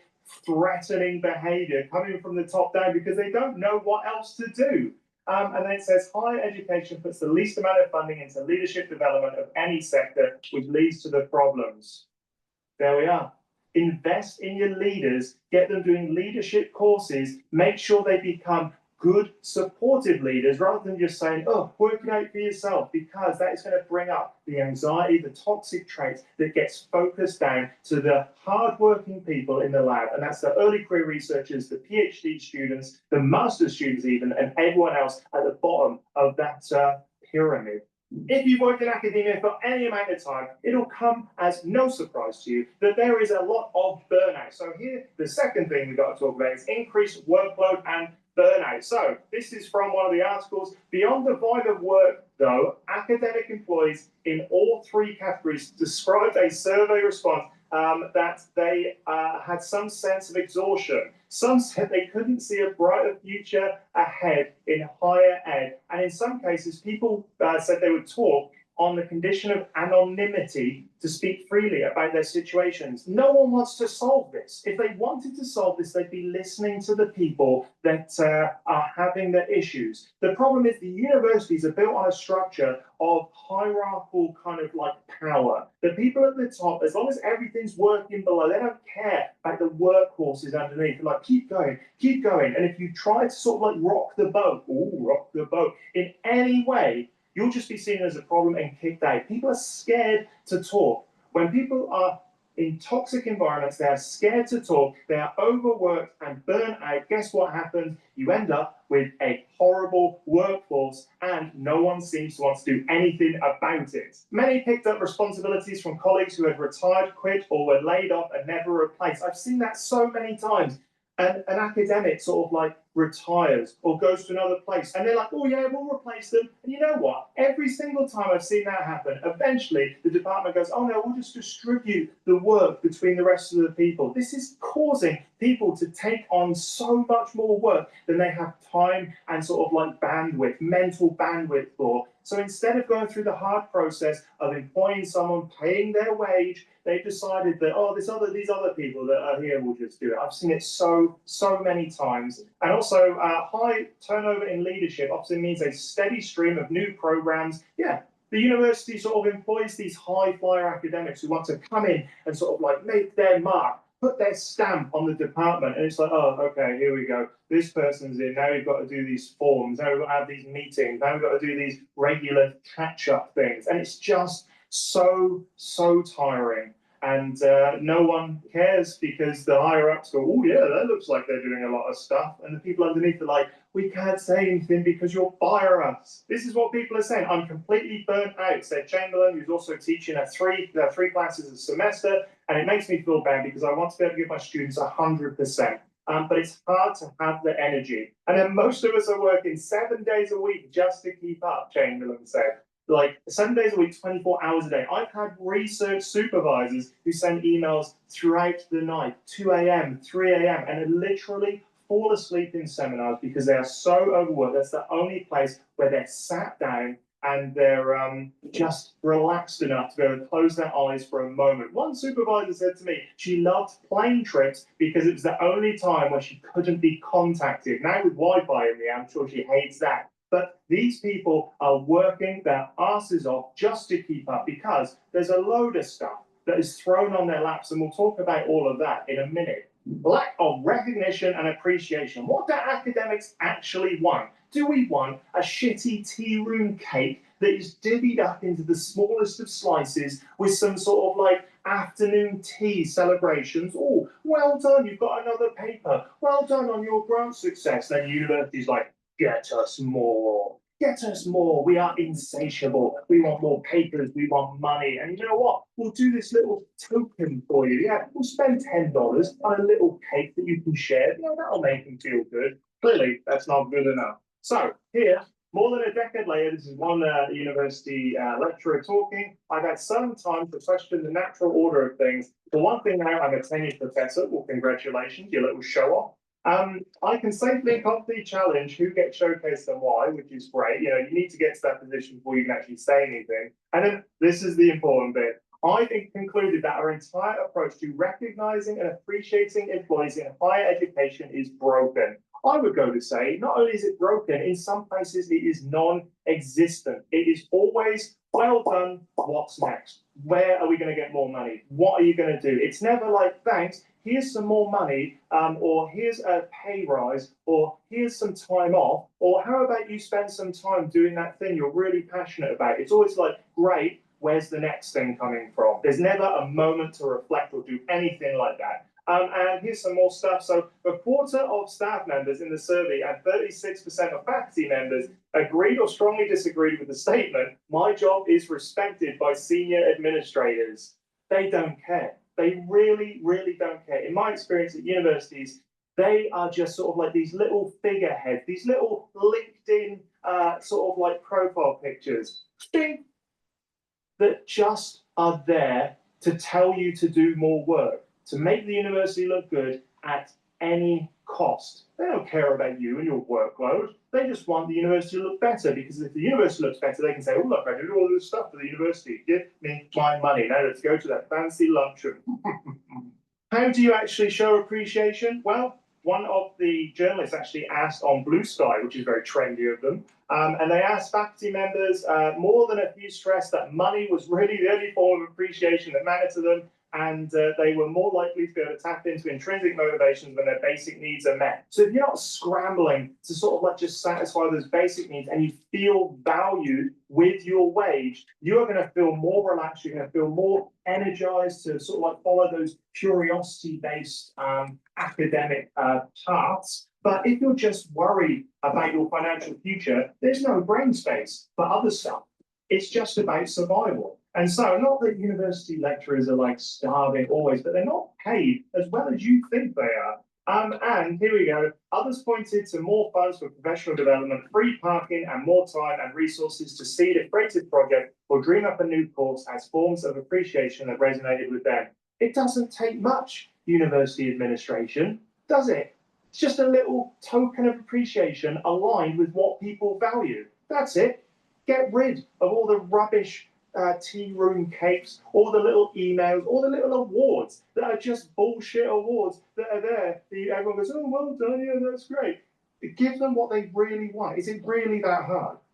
Another thing that this highlights is the corporatization of higher education. And I've seen this so much in my times in university, and that is here, the bullshitification of academic life coincides with the corporatization of higher education. Universities are run by a leadership class mostly trained in business, law, or finance that lack a basic understanding of their essential mission. When universities become businesses, they lose touch with what they're there for, which is to innovate, which is to be creative, which is to teach new students the exciting sort of like pathways that exist. Instead, leadership is focused on growth, on KPIs, on bringing in more money, in getting more grants, in publishing more papers, in making the university look as good as possible. And that detracts from the real work of an academic, which is to do research, which is to teach, and which is to do a small amount of admin. That small amount of admin is blown out, right? It's meant to be 40% research, 40% teaching, and 20% administration. That 20% administration has become a full-time job because of the bullshitification of the academic career. And so instead of asking what is wrong to their faculty, they bring in consultants, not their own faculty. And that leads on to the last thing, impact on teaching and research. If administration is taking up the majority of the time of an academic and researcher, where does that leave what is meant to be 80% of their role, which is teaching and research? So down here, this is bullshit jobs, is what the late, great Dave Graeber called pointless made-up work for the sake of keeping us working. And I think there's just so much stuff that has been piled on the top of an academic career that it really detracts from the things they're meant to be doing. Now, I think this is kind of a case of, a death by 1,000 paper cuts. I hate a paper cut, I do. Well, look, I've got one here. See that? That's a paper cut. Oh, it's out of focus. Trust me, it's there, and I was so brave. I was a brave boy when it happened. But when you say to an academic, just do this one little thing, they go, okay, that's fine, I can squeeze that in. And then someone else in administration or the higher up say, oh, just do this one other little thing. And you're like, okay, yeah, I can do 2 little things, that's fine. And if you do that enough, there's going to be so many little things that it takes up an entire day to do all of the little things in the administrative role of an academic. And that is where we're at the moment. We need to look at these things and go, what can we actually get rid of? What is just there because it makes the administrators feel like you're doing work? A lot of an academic's role should be thinking, not doing mindless administration tasks just because the higher ups need to sort of like feel like they're doing stuff. It eats into the teaching and research. Teaching and research takes an ever-shrinking share of my working hours relative to all the make work. It's work for the sake of it. Administrations, stop it. That is why academia is beyond broken. If you like this video, check out this one where I talk about the system again, why it's broken. It's from a couple of years ago, and you'll notice nothing really ever changes. Go check it out. I think you'll love it. I think that was the first time that I played his videos. I think he's right. Please go to my store, the-studio-reykjavik.com, and get the C60. This will soak up free radicals 1,000 times more than a molecule of vitamin C. 1 molecule of C60 is 1,000 times more potent than a molecule of vitamin C. Take it on an empty stomach, preferably. Take a teaspoon a day, every day. You can get it in MCT coconut oil, extra virgin olive oil, and avocado oil. It'll soak up free radicals, help the health of your mitochondria. It's going to boost up your energy levels. It's going to help with your endocrine system and your immune system, help with your vascular system. Why? It's going to soak up free radicals floating around in your bloodstream. And by soaking up free radicals, you're reducing the chances of having oxidized LDL. Well, if you're soaking up free radicals and reducing the chances of oxidized LDL, you're reducing plaque formation. And you're also helping with your brain function by reducing stress in your neurons, helping the health of the mitochondria in the neuron, boosting up the energy levels of the neuron, helping to produce neurotransmitters. And by doing that, you're going to have better conductivity between the neurons. So you're going to be thinking better. You're going to have better memory. So please go to my store, the-studio-reykjavik.com, and take the C60, take a teaspoon a day, every day. I've been doing this since 2016, every day. In addition, what you'll notice, if you do it before and after comparison, after a year, you're going to notice that you look younger. Now, part of the reason is that your immune system is getting better and your endocrine system and your other organ systems are performing better. But your basal layer in your skin is improving. The basal layer of your skin produces new skin cells. Well, if you soak up free radicals at the basal layer, you're improving the health of the stem cells in the basal layer that produce new skin. Therefore, you're going to look younger. So please go to my store, the-studio-reykjavik.com. Get the C60. Take it every day. Teaspoon a day, every day. Use discount 5, you get $5 off any order. If you spend $100 or more, you get a free gift until supplies last. Please go to my store, the-studio-reykjavik.com. All the links are in the description of this video and all my videos. And get the great products I offer. But also make sure you subscribe to all my channels. I also have a new Substack channel that you can subscribe to and Patreon. That way you're helping support the work that I do. All these videos are for free. If you take my advice, you're going to weather the storm in the fall and the winter and also slow down the aging process long term. Please go to my store, the-studio-reykjavik.com. Follow my advice. Thank you for listening and have a nice day.